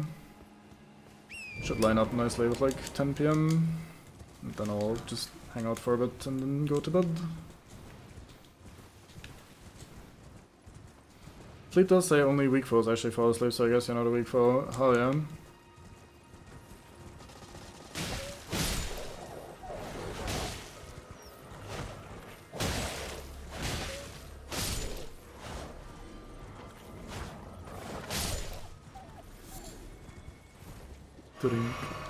There's a scarab over here.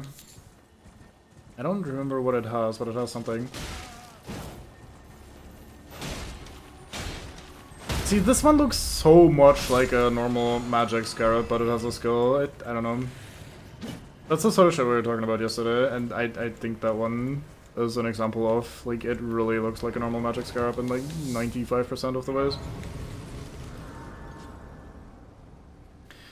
There are a couple things in this graveyard. Most notably, there's a boss. Like, this is normally a boss, but he just hangs out in the wilderness here for no reason. There's also a bunch of undead, tighter mesh, but yeah, from a distance it's just blue, yeah.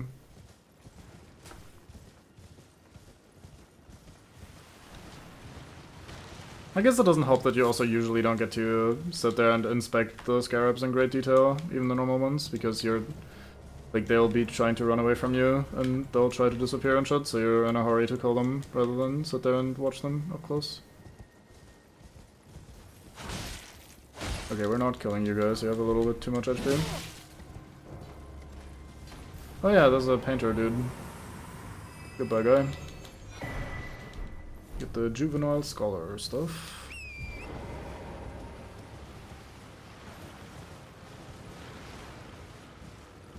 So down there is the big old Wolf of Rodagon. I think there are some upgrade stones here somewhere. Maybe sitting on some chairs in the environment somewhere or something like that. At least that is what my very old memory is telling me. I don't really want to fight you, but if you come over here and leave your mates behind, then we can maybe make something happen. Whoa. Yeah, bad. Oh, that turnaround attack. I'm not ready for it. So this is one of the fights that is, in a lot of ways, pretty easy. I think a lot of people don't really struggle with the Wolf of Rodagon. I am experiencing one of two things whenever I fight one of them, which is, it's either completely free, you just kind of go in, you slap him twice, he dies, sort of a thing. Or I cannot win. I don't understand, but like, I simply, like, never, like, it's weird. Either I win for completely free, or if I have to actually fight them, then I find them incredibly hard. That's basically the way to sum it up.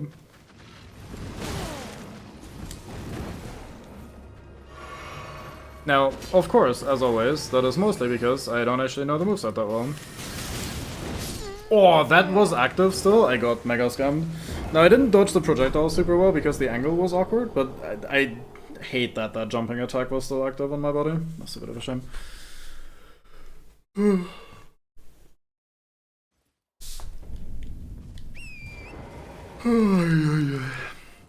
Let's look over to the left side this time, maybe we can find some more shit to loot. Because I swear there's some upgrade material over here. I remember on some route that I once took, coming here to help with upgrading something. Oh, there's an Ever jail here.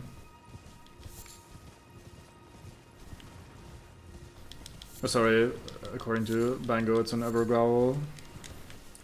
Why did I keep thinking of upgrade material? And who's in this? What's in this? Why is in this? Let's find out. Do it! Okay, sure, if you insist. I didn't need my souls anyway. We'll just first try this, whatever the fuck it is, no worries. Alright, whomst. Oh, it's you. By you, I mean one of you. Ah. Oh, I can't believe I got to roll a second time. Ah. Gale for a Gale old time, hell yeah.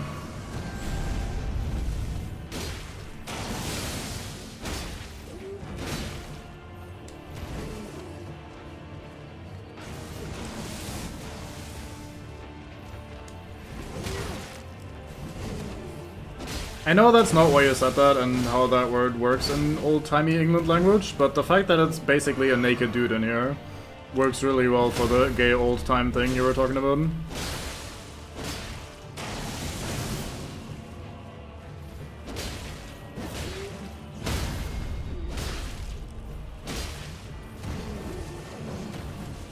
Can't believe that spacing worked out in my favor, that's very nice. Back to full stamina, let's keep swinging, just keep swinging. Ah, don't keep swinging. Oh, almost. Okay, good. Oh.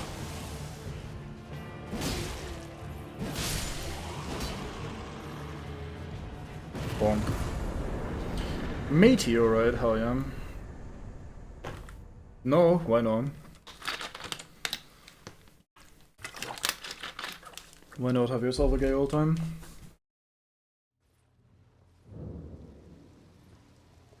Alright, horse time.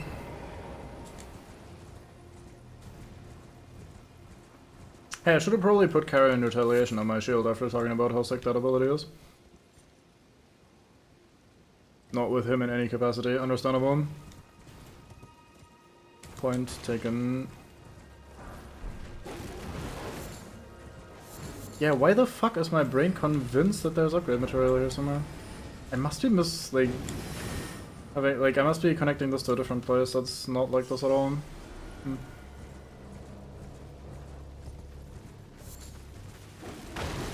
Are we fighting this wolf? Yeah, sure, fuck it, let's try again.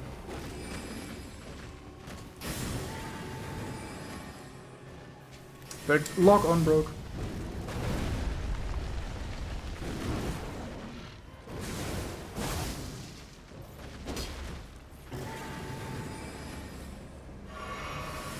Ah, I'm bad.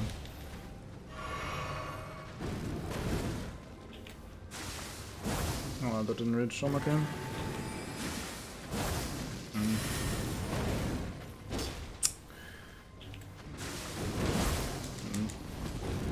That was going to reach, I should have just spammed. Don't even have any rewards attached to it. I think he gets something. I think he does drop something, but not like anything important. I don't think he drops anything unique or special. He's probably dropping that upgrade material that my brain is desperately trying to attach to something in the vicinity. Probably not, I think I'm just fucked in the head.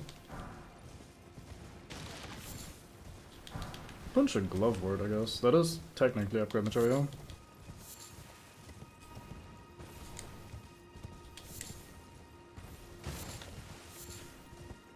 I mean, at this point it's also kind of personal. Like, I do want to get rid of this guy now.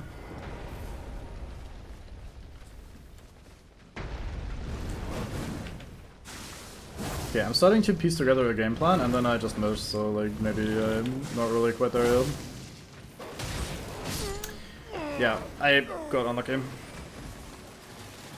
I blame bad RNG. Okay, so he does have a double bite up close attack. So what he has been doing was so predictable and so pattern that I wasn't ready to dodge there because I was not looking for it at all. I thought he was gonna do the jumping away thing and then send more bullshit.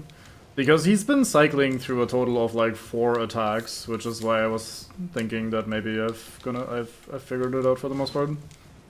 But then he also has those quick bites, so I think if we find a way to avoid those reliably, then we're pretty much good. There's a lot of glove word too here.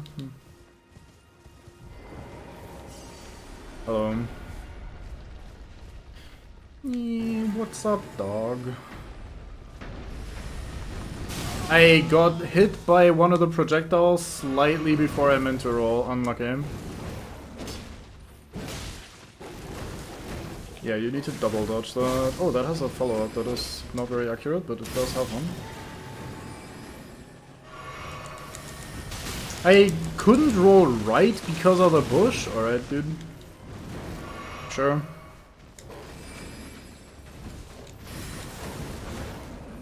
That's the follow-up. I just called that out.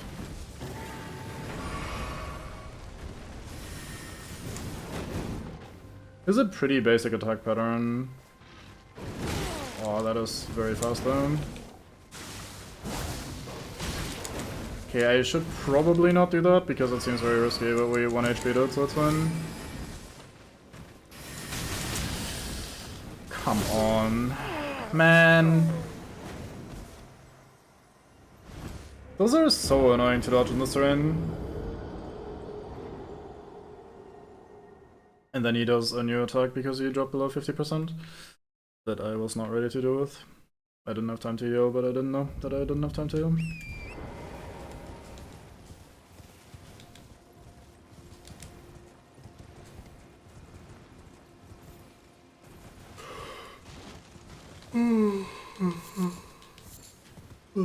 Hey, at least we're farming Roa fruit, which is really important for the rest of the playthrough. Let's protect us early as. You mean those wolves hanging out and not joining the fight? They are pretty lazy.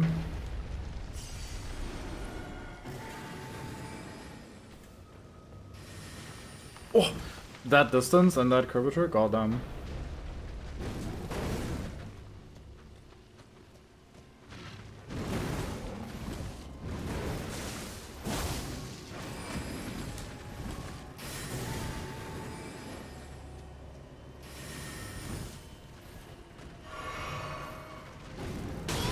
I chose the worst time to drink my buff flask.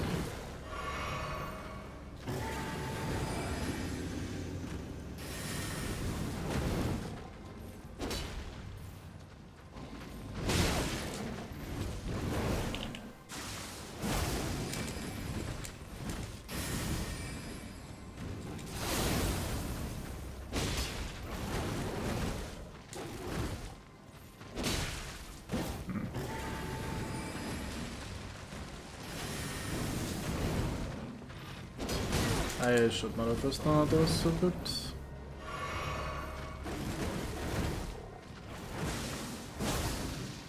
Surely you're gonna bleed soon. Oh, I'm bad. I was distracted looking at what he was doing because it took me like a tiny bit too long to recognize the big projectile attack that he does. And while I'm looking at him, trying to identify what the fuck he was doing, the first of the triple projectile hits me, and from there I'm guaranteed dead because I can't roll anymore. Fuck me, man.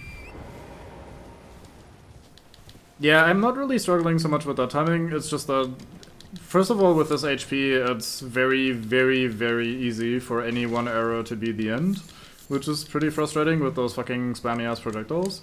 But second, and most annoyingly about this fight, is just the fact that he just keeps running away from you, and I don't know.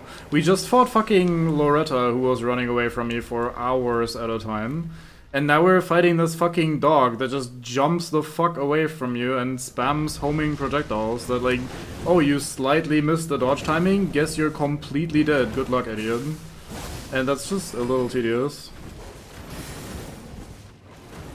I'm too far. Like, you can't really fight him, is basically what it boils down to. He just gets to run away until the end of time.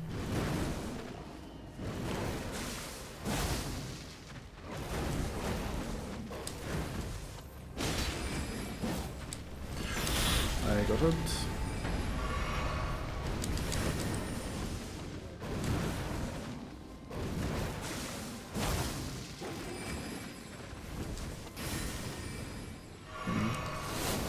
I was lucky. I was gambling on him doing the triple shot, which would have given me enough time.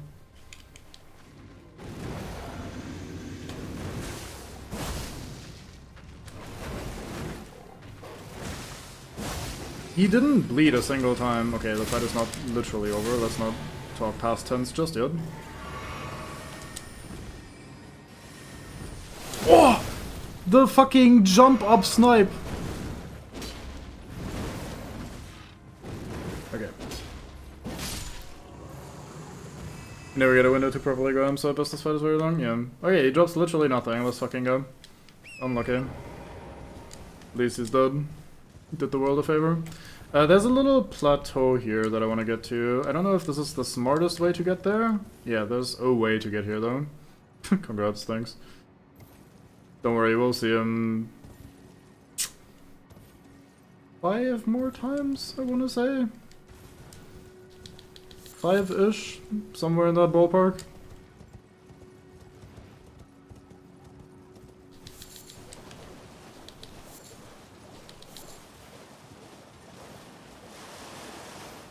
Oh, first try, I'm so good at this game. So this is Hoarfrost Stomp. There was a time when Hoarfrost Stomp was the best skill in the game. Like, it was very, very stupidly overpowered. Because it kind of made anything freeze proc instantly. Which is really funny. They nerfed it since then, understandably, and rightly so. I don't know how good it is now, I guess we'll find out eventually. But Hoarfrost Stomp is one of the classics of early days Elden Ring OP game breaking bullshit. What are you guys doing here? I don't think I've ever killed you guys before.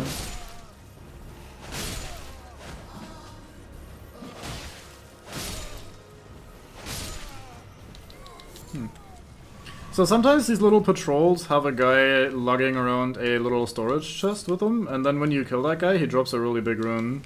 And I was wondering if maybe since they're in a bit of an awkward spot, maybe they had fancy loot like that, but they don't.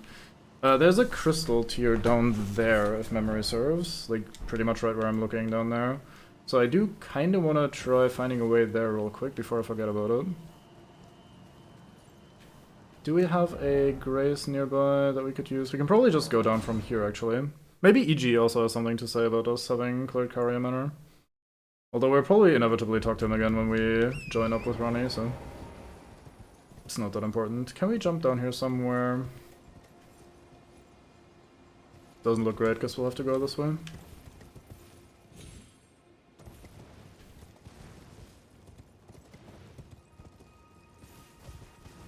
I think this is actually the dexterity... No, wait, the... No, this is the dexterity tier, I think, over here. Was it up on that little plateau platform thingy? Or is it over here? I think it's over here. Hands. It is the intelligence one. Nope, the dexterity one is in front of Volcano Manor then.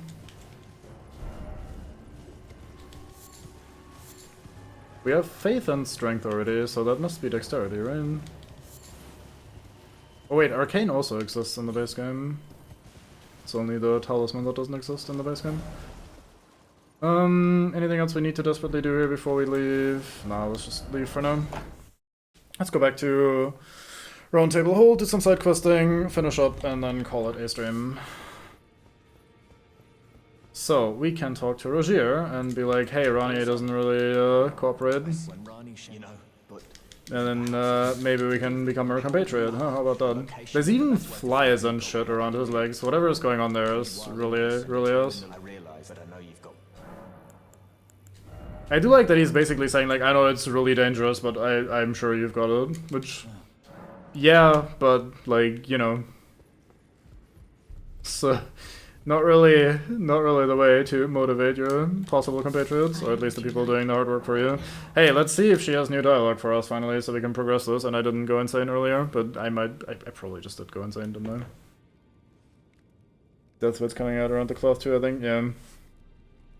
There's a funny bug when Bango was streaming this in co-op where you could see that, like, it's actually just a bubble that he's sitting in. It's not actually attached to his body, so like on Bango's co-op thingy, the character model was sometimes standing above the little white, like, covered bit, and he was perfectly fine. Which looked really funny. Isn't the Felly Lou somewhere over here? When does she show up again? She's down here actually. It's pathetic, Anne. Oh, please, it's pathetic, Anne. She needs to think, so we're gonna give her a couple days. Let's get rid of this blessing. Well, I guess we'll go over and talk to Ronnie then. Yellow. Hope you're doing well. I am here to join. And you're gonna call me out for only joining because of the curse mark shit, but don't worry, I'm not shallow like that. I'm even more shallow. Did you give her the chicken ash? No, I didn't. We're not at that quest up yet, I don't think. Or did I? I don't think we did. That should be in key items, right? Yeah, no, we still have it. We're not quite at that quest up yet, there's a couple things that need to happen first.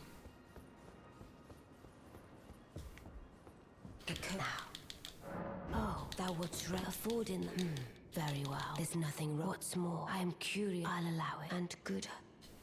Good. There is. I would have the. I have called. The Nocron, sure, let's go do that. We can do that. Thou needs. It hath been a. Right, so now we gotta go and talk to her compatriots, I think. I think this is that part of the game. Ask Gideon about her. We did see Gideon pretty recently. I'll give him another look though. Yeah, this is this part of the game. So now all our compatriots are here. We have EG. He's like, oh, you've joined up. Nice, good to meet you, buddy. We can work together. This is great. So what you're supposed to do here is you go through everyone's dialogue. There's 2 more people to talk to. What also happens is if you're playing the co-op mod, at least old versions of the co-op mod, you might be trapped here and need to find a way to get the fuck out somehow. I don't remember how I solved this conundrum, but I had an instance once where the quest stage did not update even though I talked to everyone and then talked to Ronnie, and I was just kind of trapped there. remember doing some weird shit to get out eventually, but it was not good or normal. Anyway, so this is Salubis. Salubis is a bit of a dickhead.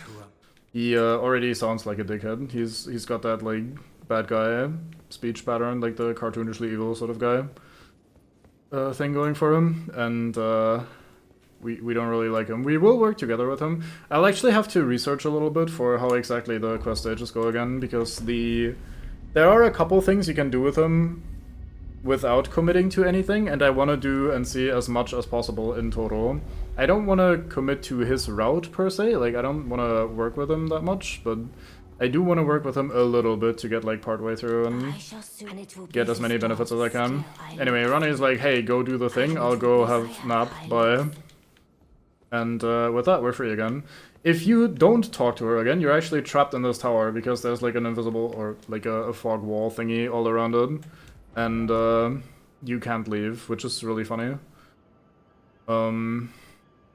Anything else we need to do here, or do we just call it for now? I think we did alright, all things considered in Liurnia. I think there was a couple things we didn't do. Did we ever turn Ria's necklace in? We have the invitation, right? So we probably did.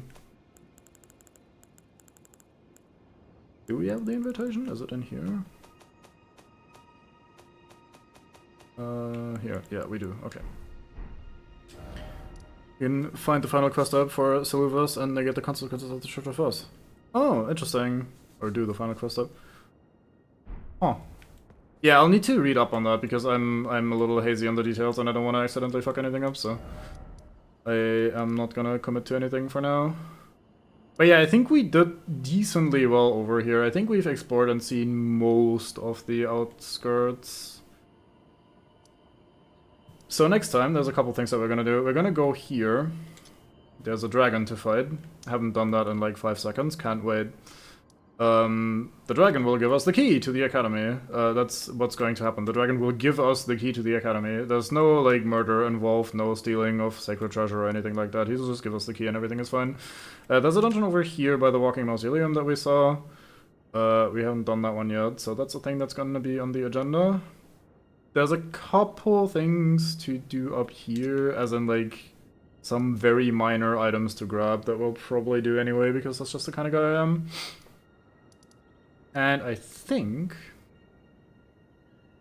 other than that, we done good. This section up here we can't access yet. The map is a little bit fucky, because there's an area downstairs. We do have a bonfire here, or a grace rather, to warp to, but this is below the ground. Like, it's below this overhang. There's a massive overhang here. And our bonfire is below the ground, the village of the Alban Oryxes. And this part of the map that you can see here is upstairs on top of the ground, on top of the overhang, I guess.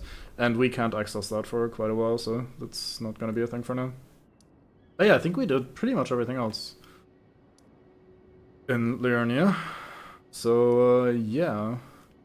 I mean, then at the end of the day, when we're done exploring the rest of it, and maybe even done with the boss, like with the academy, we can go through here and discover the alternate way up to the next area, which, yeah, that's gonna be a thing. But yeah, I think we're gonna be finishing Liurnia next stream, which is kind of cool. Actually, I was gonna say I'll just go and go back to desktop, but then I didn't exit the menu properly, so we went to main menu, and now I have Alt-F4 the game, unfortunate. Speaking of that fight, the Reforged Overhaul, Reforged Overhaul mod has a queue change where the Academy key is in the dragon's mouth, so you can sneak to grab it out or even pick it up mid-fight. That is cool. Neat.